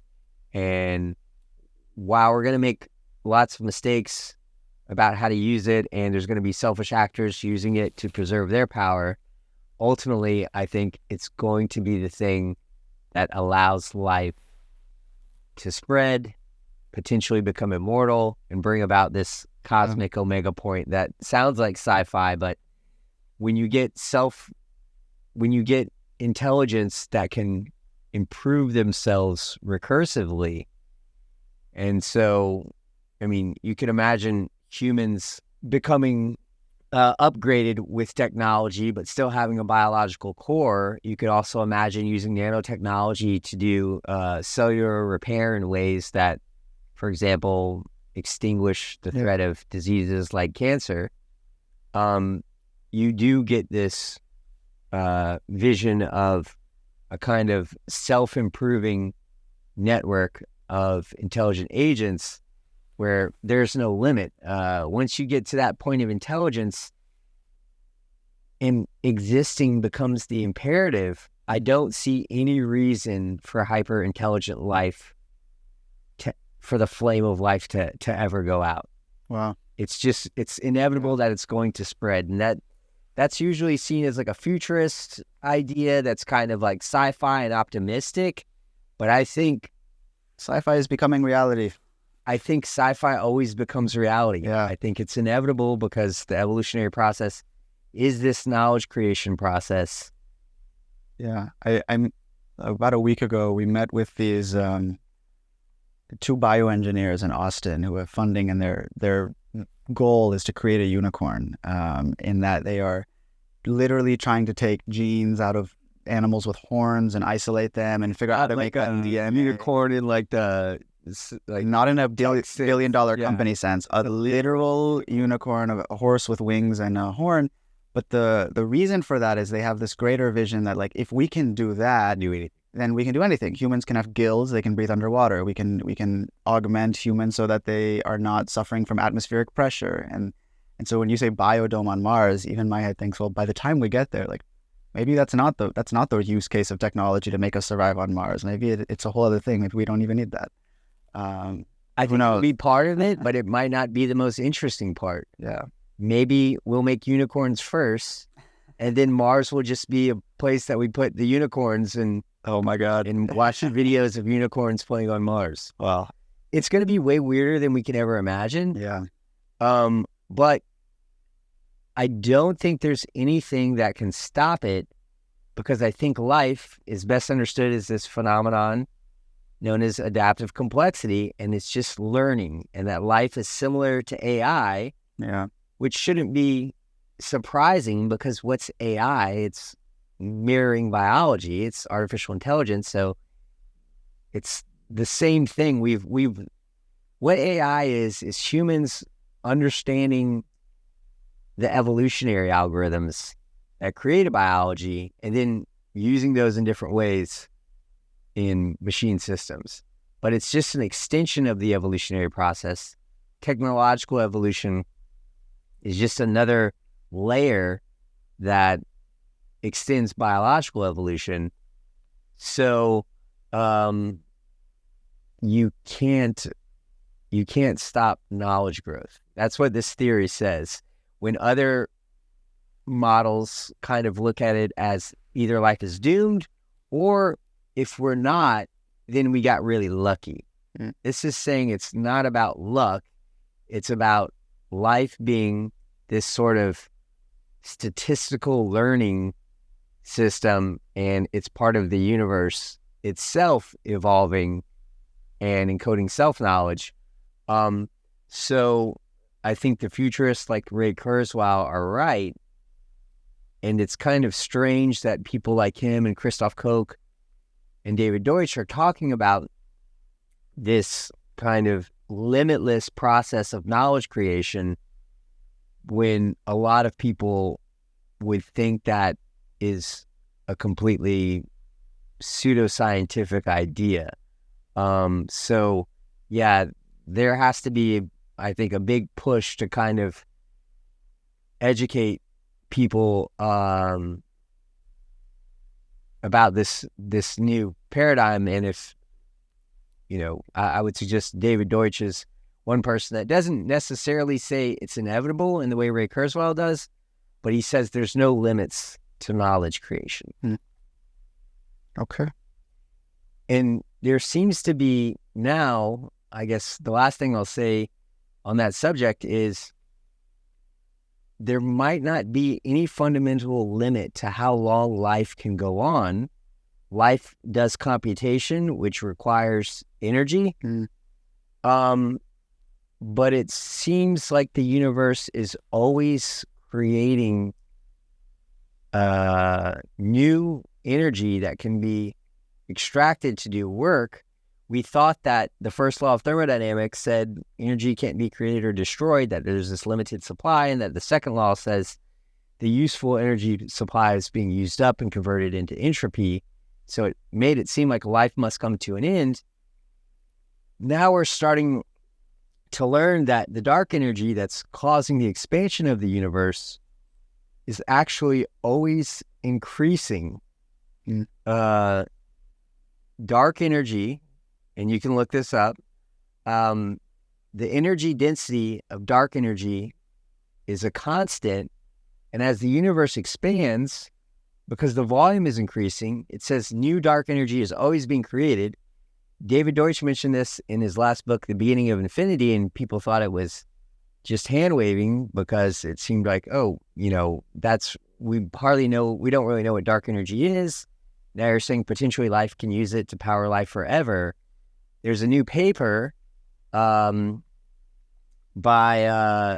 some really respected theoretical physicists suggesting that we can use the newly created dark energy to power life. And what is this dark energy? So basically, it's the force. It's kind of related to the idea of a cosmological constant, but it's the force driving the expansion of the universe. And the quantity of dark energy that exists is always increasing.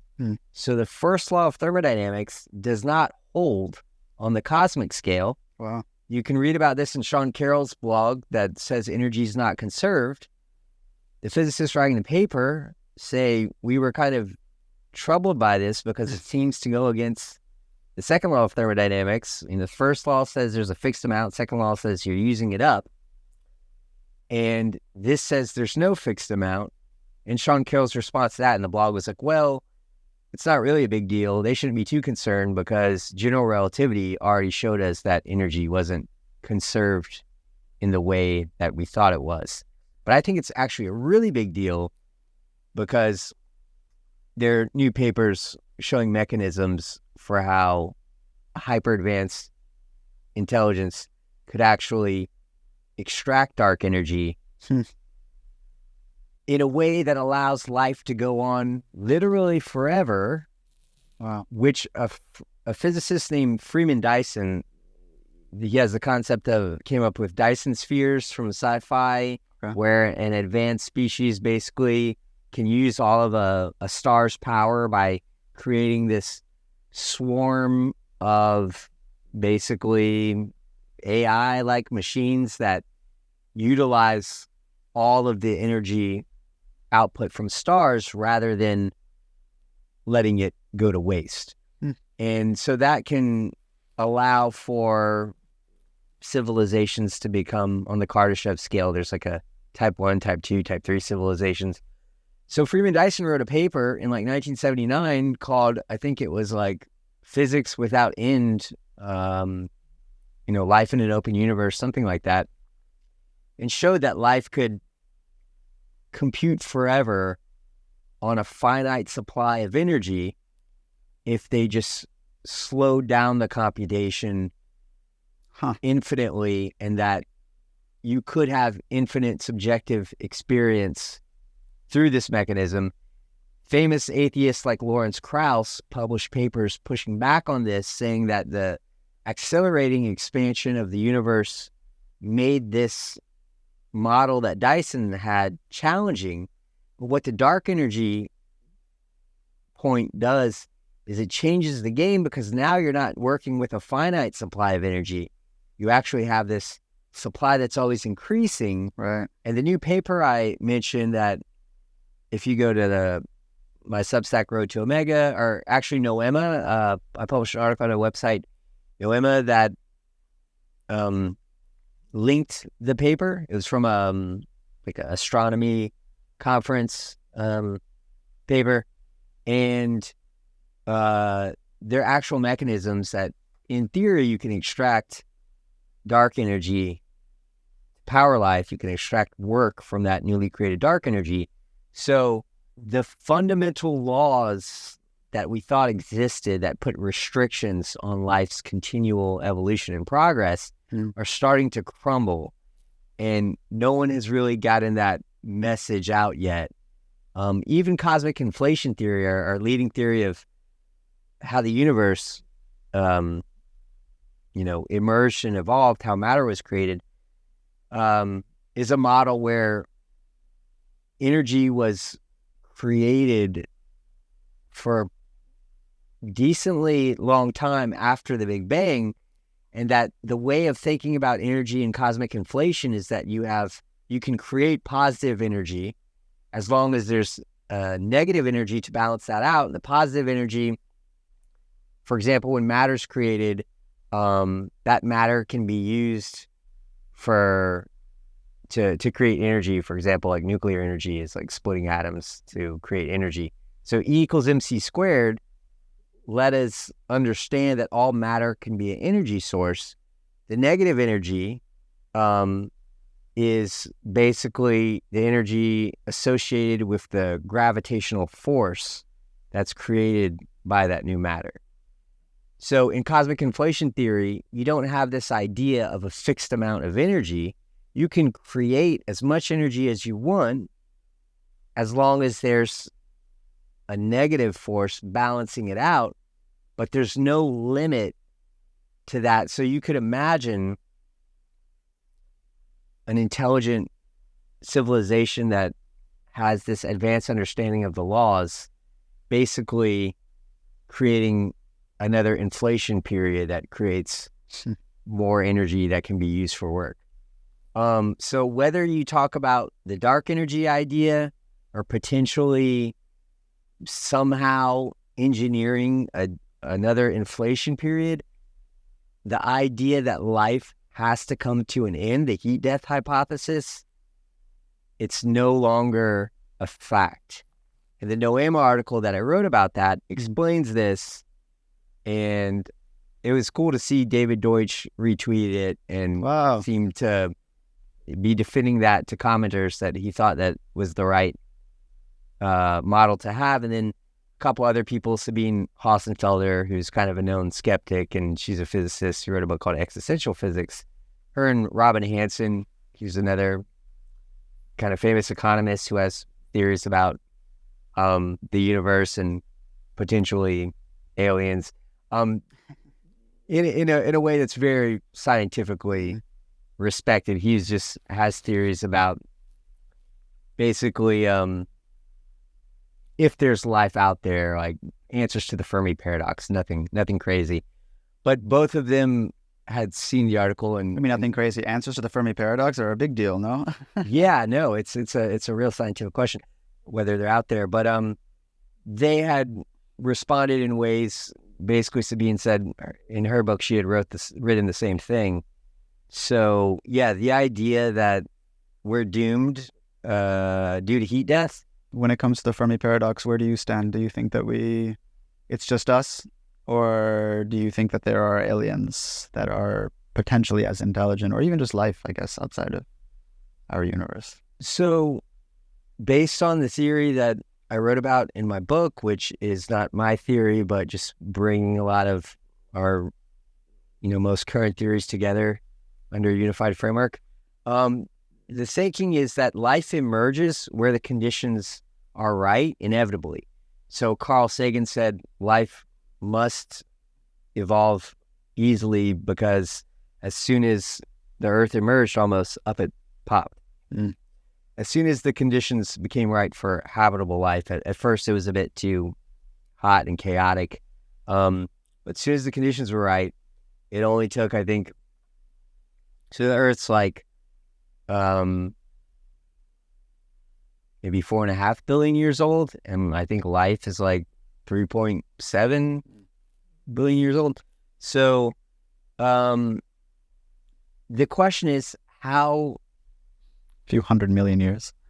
Yeah, which is also a long time, but I mean, on a cosmic scale, it's pretty quick. You right. Imagine if it was a completely unlikely process. It could have been any time. It could have been a billion years ago. Sure. It could have been more recent. So the question is, how specific do the conditions, how Earth-like do they have to be? Yeah. What does it matter exactly how far we are from our sun, the size of our star, the size of the planet? But given how many solar systems are out there in the universe, it would still seem like it is highly likely that life emerges or has emerged somewhere else in the universe, maybe many places. And the theory would argue that there is this trajectory towards intelligent life, which people like Stephen Jay Gould argued against. And that was a big part of my book, is making this argument that there is this tendency towards intelligence, a higher, most complex species. Even though everything's not getting more intelligent, more complex, the most complex species is becoming more complex over time.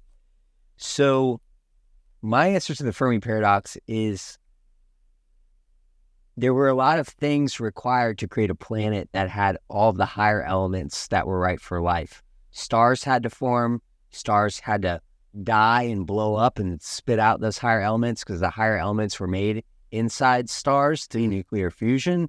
Before stars, there was only a universe with the simplest elements, hydrogen and helium. And so you needed stars, and not just first generation stars. It seems like cosmologists, astrophysicists are showing that you needed later generations of stars, and this process had to go on to create the elements needed for life. So I think we're early to the game, and that this process could be playing out at around the same time scale. And because life is rare, but maybe more common, a lot more common than we thought, it's still so far apart that it just hasn't got into us yet. The other possibility is that an intelligent civilization wouldn't make themselves known for lots of reasons. Maybe they didn't want to interfere with the trajectory of evolution on Earth. Yeah. If we did become aware of intelligent life out there, that might set us on a weird technological trajectory where all we're doing is trying to get to them. Get to them, or maybe prepare a defense in case we think that they're hostile. And that would kind of mess things up if we're just only focused on dealing with aliens. Yeah. Ray Kurzweil, though, believes that this process of life spreading and inevitably saturating the universe with intelligence to where the universe wakes up in this kind of omega point-like process, he and the other people who had this theory, the Frank Tipler and John Barrow, who wrote the Anthropic Cosmological Principle that had this cosmic omega point theory, they seem to think that we could be the only life in the universe, but they still see this inevitable trajectory. Yeah. So that's where I was at until this conversation today. that we were probably alone, that like there was that it was, as you said, like it took a lot of very rare conditions to make this planet be able to host life, and then let alone life becoming as intelligent as us, being what I would have before thought as being more of an accident, a little bit, like a lot of accidents going right, instead of now thinking it was inevitable, and it errs on the side of getting more intelligent. Yeah, I mean that's basically what I'm arguing for, and that first view is the status quo thinking, but it's starting to change with this kind of thermodynamic narrative where life emerges inevitably in a similar mechanism to how like hurricanes and whirlpools form. There are these dissipative structures. This is the work of Ilya Prigogine that inspired the work of my professor Harold Morowitz, who did a lot of the kind of premier origin of life work. And so that whole mentality kind of changed things from life being this kind of improbable phenomenon to something that arises inevitably where the conditions are right. So it does seem to be that there's this building plan and this complexification process, this knowledge growth process that leads to life in a way that's not accidental, but it does require rare conditions. Right. So maybe those two ideas shouldn't be opposed. There's some kind of truth to both, but I do think there is fine-tuning that suggests there's some sort of building plan or design that gives rise to life and consciousness. Some people would think that you're basically making an argument for a God, because if there's a meaningful kind of purposeful universe with a plan that involves life and consciousness, that seems to imply a creator. But there are other theories like cosmological natural selection. It's a theory you can look up by Lee Smolin, which says all of that's true, but that there's this cosmic level evolutionary process where new universes are being created. When a black hole forms in this universe, it's a Big Bang event that births a baby universe, and you can get a mechanism that starts generating universes that create structures like stars and planets that can support life, because the conditions that give rise to black holes are the same conditions that give rise to universes that support life. And if you get a technologically advanced civilization that can then create Big Bang events and basically engineer these new universes, then you have a mechanism that starts where life starts to create more fine-tuned universes that also give rise to life. So it's an evolutionary picture, but in that evolutionary picture, life still emerges inevitably and then still starts to populate that kind of Darwinian multiverse with these teleological life-bearing universes. So then it really leads you to this idea, like the question, this gets kind of abstract, but I don't think the question of is there a God isn't the right question. It's not the biggest one. It's, do we live in a universe that generated life accidentally and that it will come and go and that there's nothing else to existence? Or is the universe fundamentally creative and producing life and consciousness in a way that will continue to expand? Because if that's true, it's going to lead to technological beings like you and I, and we're starting to create virtual worlds in our world. We're becoming creator gods. Yes. So this view kind of expands our notion of God and kind of naturalizes it and says, maybe reality is larger than we thought, and maybe this universe is not base reality, and that we are creations in the same way that we're starting to create virtual worlds, potentially with conscious agents. And so we're in someone else's Yes. base reality. So this multi-level view of reality, where I'm saying it organizes itself, it could extend such that there's way more layers to the onion than we ever realized. And then we kind of... including a god. And then there could be a God, but God gets kind of demoted to something like us. In his world. In his world, he's the intelligent. But to me, that's really exciting. And it brings God back into the picture. Yeah. It does it? Well, Or does our game get shut down when we realize what it is? well, Game over. Once, we it's like, once there's meta-awareness. if we made a game, would we shut them down when they realize what we are? Good question. So I think we should use that reasoning to kind of think about this problem. So what if it was this weird, which is maybe the most normal? What if there was a God that created us the way that we're trying to create, let's say, video games, metaverse, but then we find out about this God, and then maybe we learn how to communicate through, some sort of signals or something. And what if the God doesn't know where it came from, and it's hoping that we can answer questions about existence the way that we're looking to our AIs, the way we ask ChatGPT, is there a God? And we hope that AGI would kind of crack these big existential questions.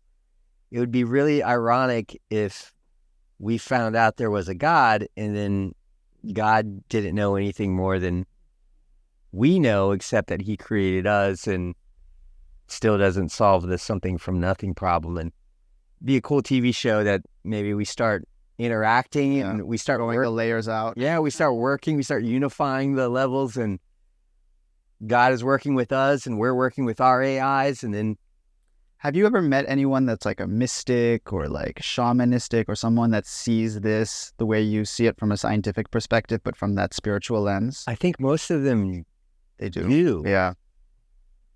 And I think they might not see the whole evolutionary process as it's unfolding. Some of them just see the interconnection of everything. I think, a lot of these Eastern philosophies that I mentioned, like non-dual philosophies and Buddhism, see this interconnectedness.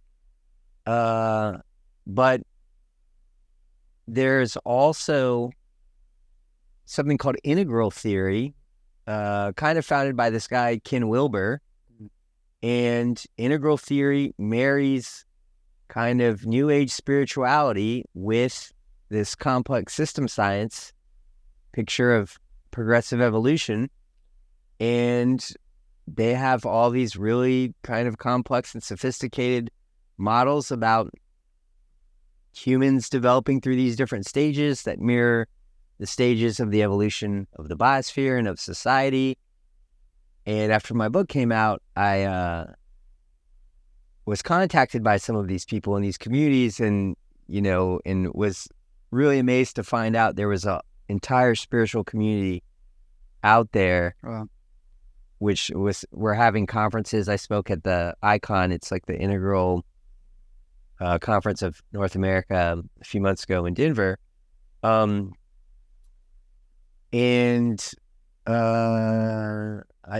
think it's right about most things. Yeah. Wow. But every time there's a spiritual community, there is a risk of it becoming something like a cult. So you have to design these things carefully. Is Icon culty, or the Integral? I think they're one of the better spiritual groups as far as and there's a little variation on that called metamodernism. And I thought of that as being the next thing past postmodernism, describing this, before I realized there was already a metamodernism out there. And there's cultural metamodernism, and then there's more of this kind of scientific complexity, like systems theory metamodernism.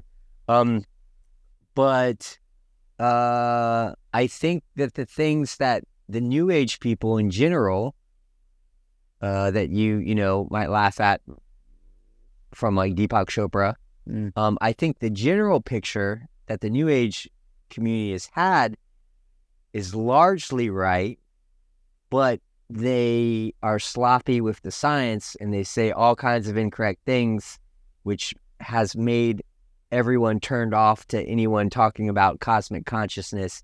So there's this unnecessary culture war there, and it's making this theory hard to become adopted because it's associated sometimes with like New Age spirituality. But the New Age movement was really being influenced by breakthroughs in all of the science that I cite in the book. So systems theory and cybernetics and evolutionary theory, quantum mechanics, really influenced a lot of those authors. So yeah, it's kind of a shame because a lot of great ideas are being ignored because they're too close to spiritual beliefs for some people, and we need to not be afraid of spirituality. That's why I like the kind of the tech crowd, because I think they see what they're doing as something kind of fundamentally spiritual in a way that I think so too. A lot of the scientists who were sort of radicalized by a sort of atheist ideology from people like Sam Harris and Richard Dawkins and Dan Dennett, even though they have actually, some of those people are, like Sam Harris is really into Buddhism and spiritual, and Richard Dawkins has actually talked about evolution being this progressive process. But yeah, there is this cultural war there that's made it like you have to choose either team nihilism or team spirituality. And most people think that science is on the side of nihilism, and that anything with any sort of optimistic picture or meaning and purpose is trying to sell you a fairy tale. And I think that's prevented us from seeing the true story, which is one in which life and consciousness does have this cosmic significance, which I think is as spiritual as you can get. Yeah. Thank you so much. I could go on for days, I feel like. We could talk about moonshot moments, but I love what I've read. I've got a chance to read like the first 4 chapters. Okay. And I love the idea of the choose your own adventure game. And I'm glad you liked that chapter. That was a lot of work. It was hard. Yeah. And also before that, you talked about just what I was calling these meta-system transitions, but these leaps in innovation that we've seen all throughout history. And that looks like it took a lot of research too. But that kind of framing of life being this game that I'm writing about in my next book really goes together well with this kind of choose your own adventure story, because that's how I think it is. And if we can actually create a game or a story like that, it's the way to kind of wake people up and get them to see the story that we're a part of. It's tough. In writing this book, it started off as like just trying to understand everything, like all of these various moments happening in time, like the movement of AI, the transhumanist movement, psychedelics being relevant again in culture. And kind of like I discussed in the first chapter, trying to see how it all made sense together. And then it was exactly that kind of choose your own adventure mentality where it was like, wait a minute, like certain things come together at different points in time to enable great leaps for humanity, which feels like evolution. And this greater narrative that is being talked about, including Elon Musk, especially with SpaceX, which is like us being bound to this planet is futile. Like there's no reason we shouldn't be going to other planets and populating them and fighting over resources on this planet when we could be mining asteroids and so on. But it's complicated, right? To get everyone and that's what's needed. Global cooperation. That was like the main point I tried to drive home. Yeah, I hadn't seen that term, hyper-cooperation. I think maybe you get it from Robert Wright.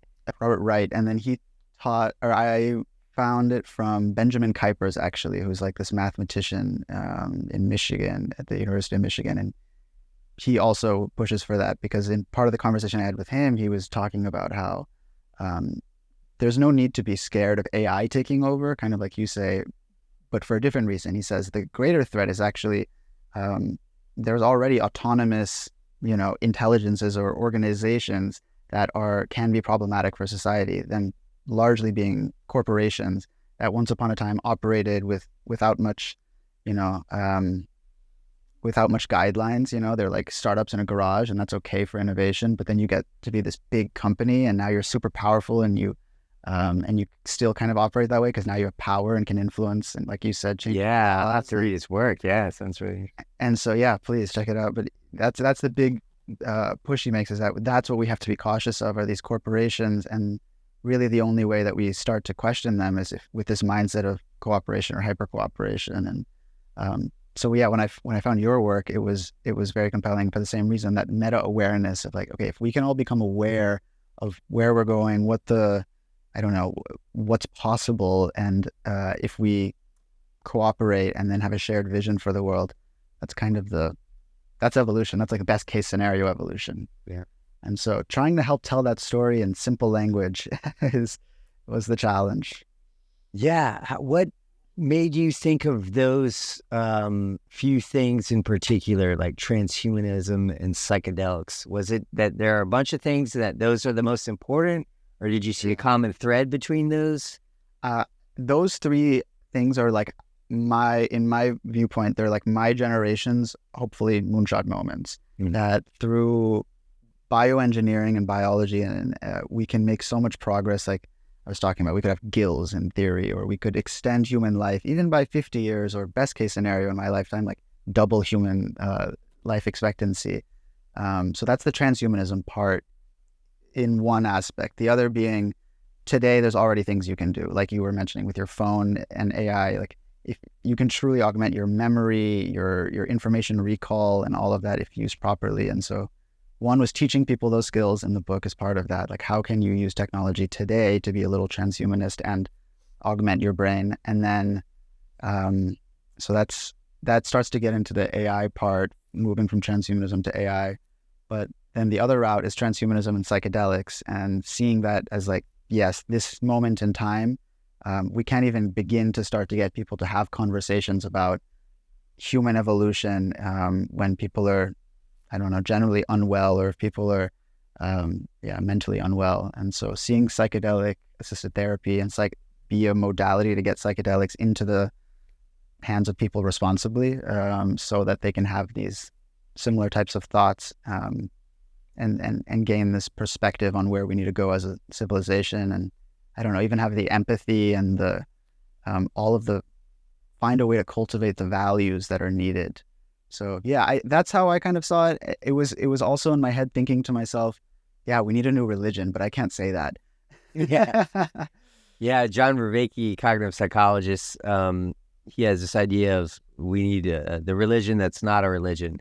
Yeah. And it's obvious we need something like it, but that word scares people. It scares people. But also, I think others are attracted to it. Yes. And I think we can market it both ways.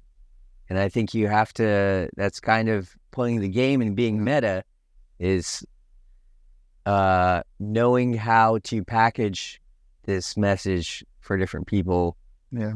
And bringing them together, starting with their current perspective that they already have.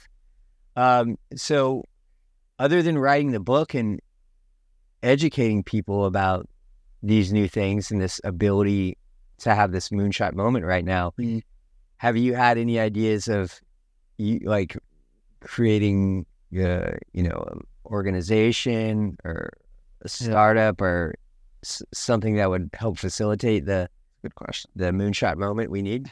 I haven't thought of how to, beyond educating people, communicating out the message. Not really.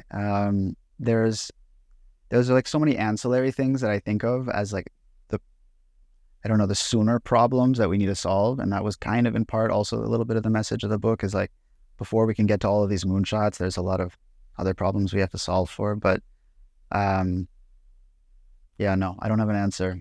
Do you think that psychedelics should be used by like everyone at a certain age, or is that the key to having this kind of global shift, or do we have to be careful with psychedelics? Is it for only a certain amount of people who are ready to see those truths? Yeah.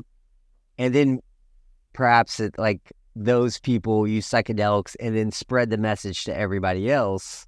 Like in the 60s, I don't think everybody was doing acid and shrooms, but the people who were creating art and music and expressions of those ideas in ways that went viral and sort of gave everyone an idea of what they were talking about without actually having to do the drug themselves. Yeah.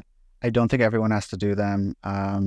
Like you said, I think some people can hear something and believe it and trust it. And I think especially a lot of what you were talking about is, I don't know, at some point, if you're not a person whose like identity is tied to a religion, you can start to see things that make sense, like that other people might have figured out how to think through or talk out loud from the psychedelic experience.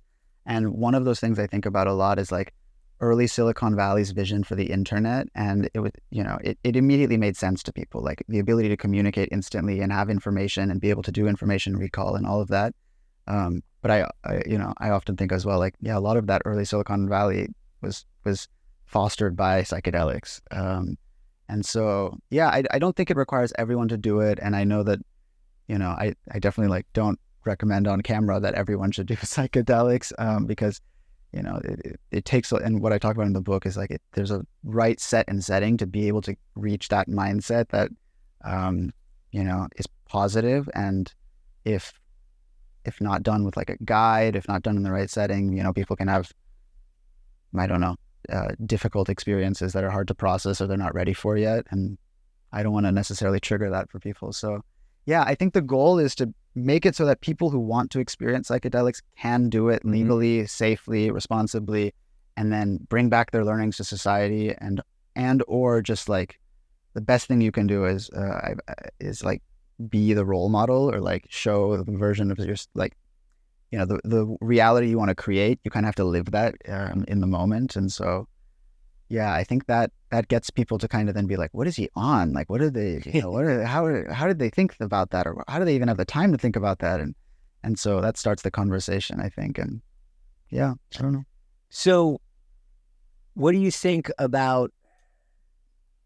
But everyone should use AI. Is AI, do you see it as just, for example, the technology that LLMs provide?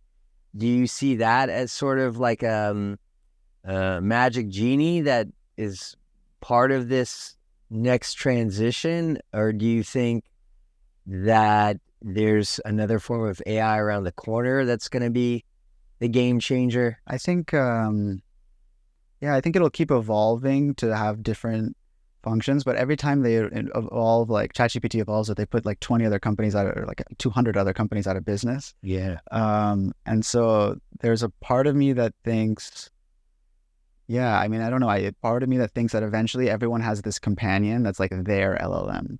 And that's kind of what I advocate for in the book, which is from like the day you're born, you should be organizing your information or your data. And we don't teach people to do this because everything used to be on paper and analog, and it was hard to do. And then you don't want to store libraries of like your third grade essays, but now in today's world, you can do this. And as you start to like map out all of this knowledge and create this kind of like second brain of data, that becomes the most incredible LLM for you and can help you with everything in your life, making decisions, figuring out, why you might struggle in communication with a certain person, I'm not saying that you should let it tell you how to vote in an election, but, like versus just showing up to the ballots and being like, oh yeah, I'm just going to go with Republican or Democrat, or, which is a lot of people who don't spend the time to do the research. It's like, no, tell me how you think I would vote and why, and then unpack that for me. And then it's like, okay, this is helpful. No, I should go the other way on this candidate, even though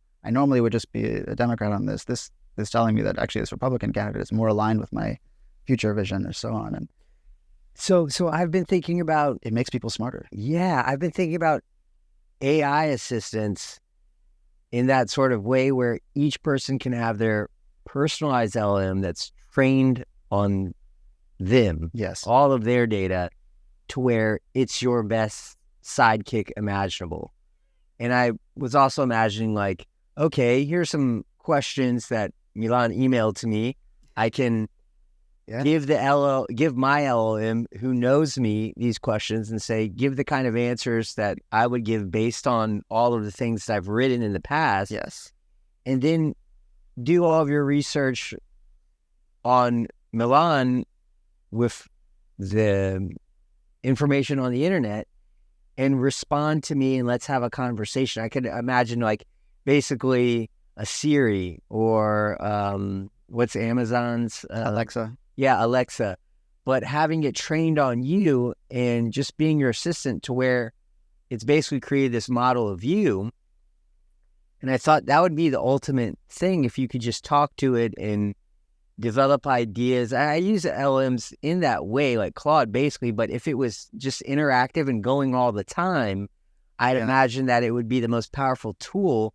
But then I also realized if people had access to that amount of data on everyone, that would be like the worst invasion of privacy ever. All they would have to do is take your model. Yes. And then they have you. They basically have. They know exactly what you would buy, how to target you for things, where to find you. They would know you better than you. Yes. It exists already. We have to worry about that. How much should we be worried about that? Yeah. It's interesting because I think consumers are actually, it's been a lot of conversation in like the zeitgeist of people being scared of AI, but when it comes to giving up their data, consumers are very happy to just give up their data for convenience, it's scary, but it's the time that we're in right now. They don't know what people are doing with it.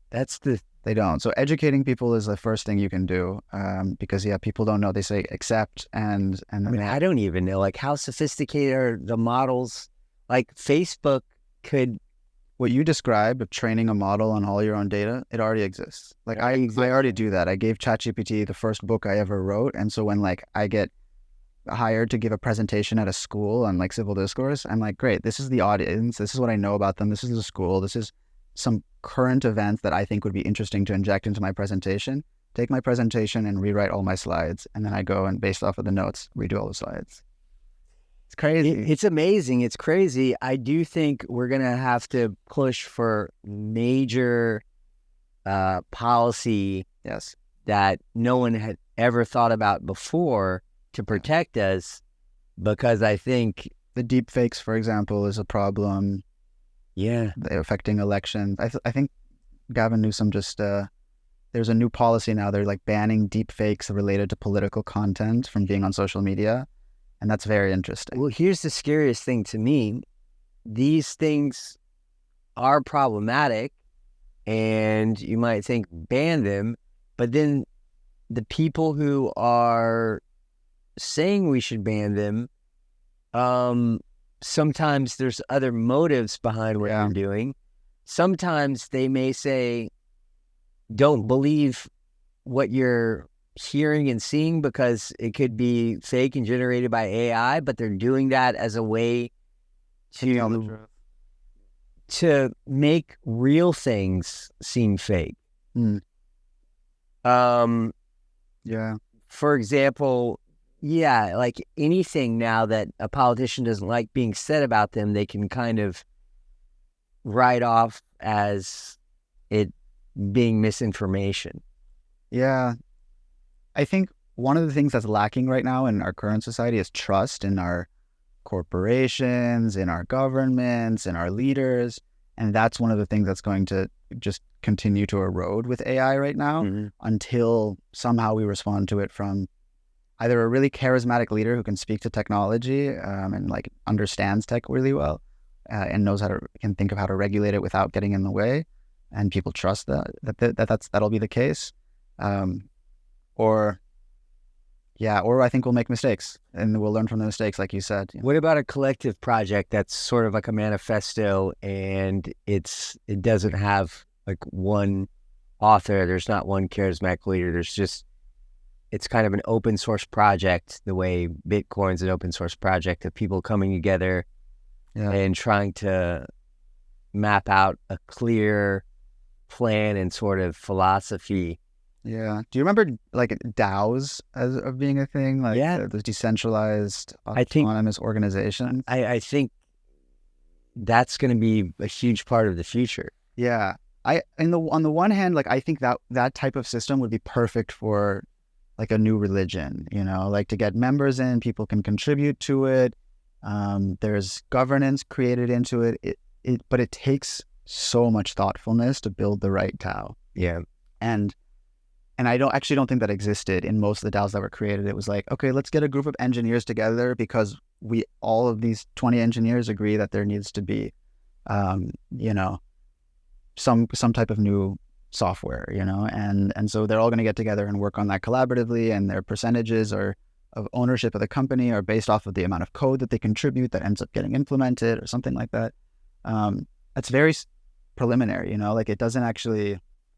You want more rules than that. Like, what happens if someone gets sued, if the company gets sued, or something?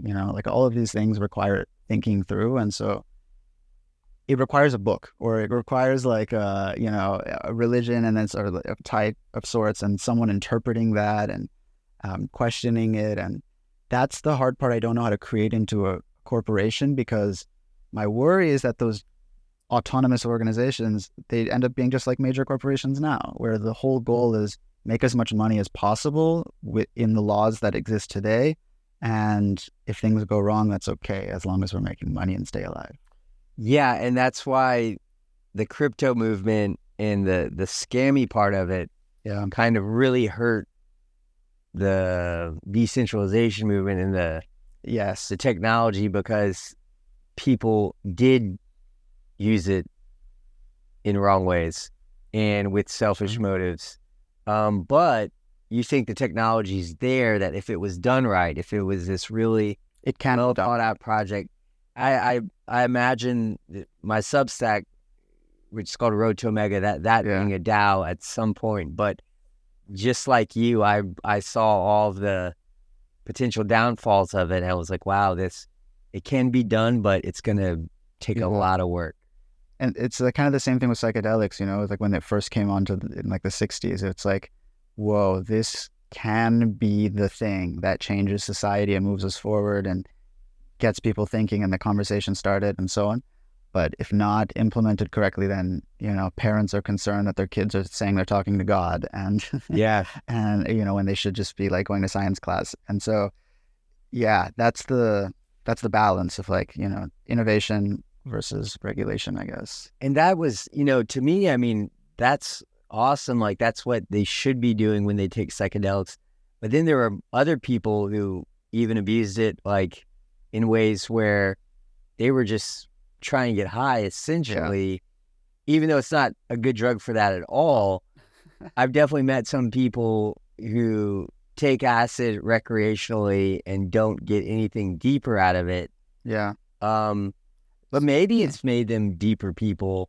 But I've definitely met some people that, you can definitely be taking it in a way that progressively... It boosts your ego. It makes you think that like it can go wrong. It can go wrong. And I do remember like John Lilly, one of the kind of first people, and Timothy Leary as well, kind of going off their rocker from doing it too much. The guy John Lilly, he was the first guy to really use sensory deprivation tanks. And I think there's a story, I think, if I'm getting this right, maybe his wife saved him by getting him out of the tank, but that he was like on acid in the sensory deprivation tank for like 10 days straight. That's like that's insane. Like, and he became convinced that he was interacting with this network of this intelligent agency of aliens that had some name for. Who knows? Maybe it was, but it seems like whatever it was, it's too early for the time. Yeah. if that's what it was. Well, he could just completely have, been off his rocker. But, I guess with every technology, there's everything that has the power to do good and has the power to be misused. Let me finish by asking you about Sure. what do you think can be done globally? So the way you're talking is kind of inside the framework of America, and our society, although it has a lot of problems and in many ways is similar to the surveillance states and, other kind of authoritarian governments. There's, America's by no means perfect, but do you think about how to make this kind of moonshot moment project global? How do we get Russia? How do we get Iran and China? It takes a religion, and I think that's what it is. And so how would that work? For example, Iranians. I think Iran's interesting because it's a very spiritual society, but I do think they want to be free. I don't think they're happy with the fundamentalist regime, but they're also not. The next step, I don't think, for them is becoming atheists. No, they tried that. Materialist reductionist. Yeah. And it didn't work. It didn't stick, yeah. And so what is the religion that appeals to all of them? Is it something like a meta-religion? Do you take Islam and have a sort of meta-modern version?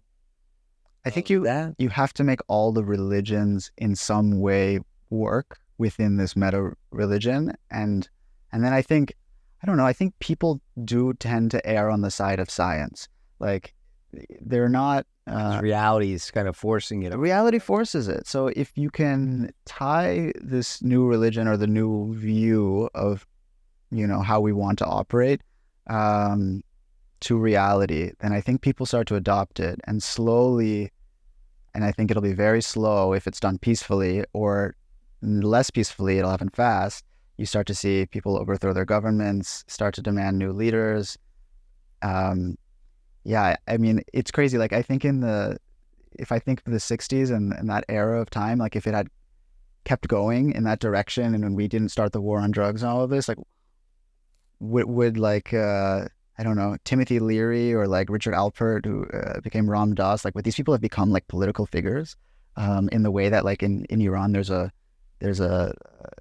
supreme leader and then there's a democracy underneath? Yeah. Democracy underneath. And would that have been good or bad? I guess it's not. I don't know. Yeah, I don't know if it would have been good, but nonetheless, we learned that lesson. That didn't quite happen, and I think those new leaders are going to be increasingly important, and I don't think they'll be religious in an extremist type of way. I think they'll be spiritually inclined to pull people together, and their important thing is to not come off too utopiaistic in a way that people don't believe. Yeah. Because I think people are, tired, or it's like skeptical and jaded and all of those things. But yeah, I think like the existing institutions, like, I don't think a DAO, for example, is going to be what brings the whole world together. I do think it's like, I don't know, redoing the United Nations. Like, we have these bodies that are supposed to be working. And then in the United Nations, like, our government leaders that are showing up to represent, like, Iran was in charge of like ethics or something for this year at the United Nations, and everyone was like, "What do you mean? Like, Iran as a country and is in charge of humanitarian whatever this year?" Well, yeah, I have to look into it more to see what I think about that. That's a way it could be good, but I don't know. I think I don't know that these existing institutions will collapse, unless you think they will. Like, World War III could make the United Nations collapse in theory. If everyone's like, you know what, let's all agree that it's actually not working. See, that's kind of my concern. It's like the collapse would maybe catalyze the speed everything up that we want to happen, but at what cost? Yeah.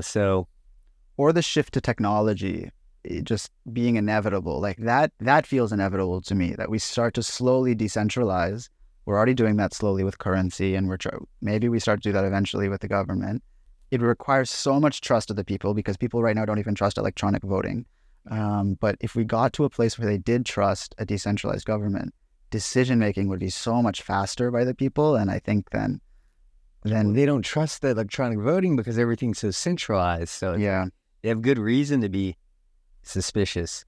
Do you think the younger generation and like Gen Z, do you think they get it more? Like they're kind of inherently more meta? And do you think it's just a matter of them, that generation, getting older to where they become the politicians? Or do you think they're going to get older and change their views and become just like the people who are in charge now? I think it'll be slightly better, but only slightly, because I still think that there will be, like in my generation, there are still like the naturalists who are like, screw all of this technology. We should go back to like, you know, living in nature and not spending all of this energy. And, you know, like there's that perspective as well, which is like the push to tech. But I think the majority of people are pro-tech, I don't know, progress. Yeah. But what progress looks like, I think, is still, there's a lot of division on it. That being said, I think the vision that you and I are here trying to paint is hard not to get behind. This idea of global cooperation. Yeah. People have said that to me too. This podcaster for a channel that does kind of like psychedelic content. I'm forgetting the name of it right now. But he said it sounds like something that anyone would want to get behind. Like there's nothing that we've said that would kind of raise red flags to people.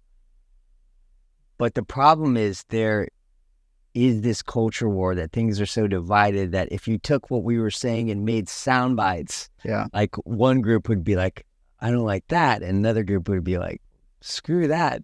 Yeah. So it's like, how do you get common ground?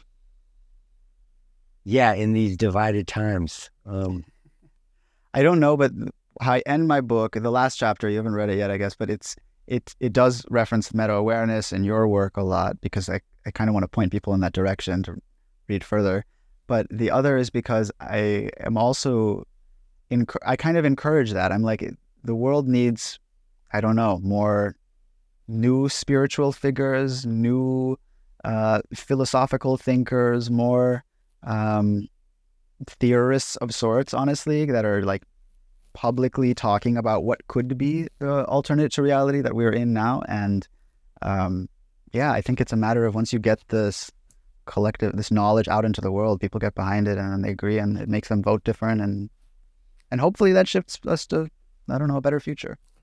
But that's my optimism. Yeah, no, I mean, and I think that's what Moonshot Moments is supposed to do. I mean, people have these ideas and they articulate them and drive themselves crazy trying to do that perfectly and put it in a book, and hopefully you get a moonshot.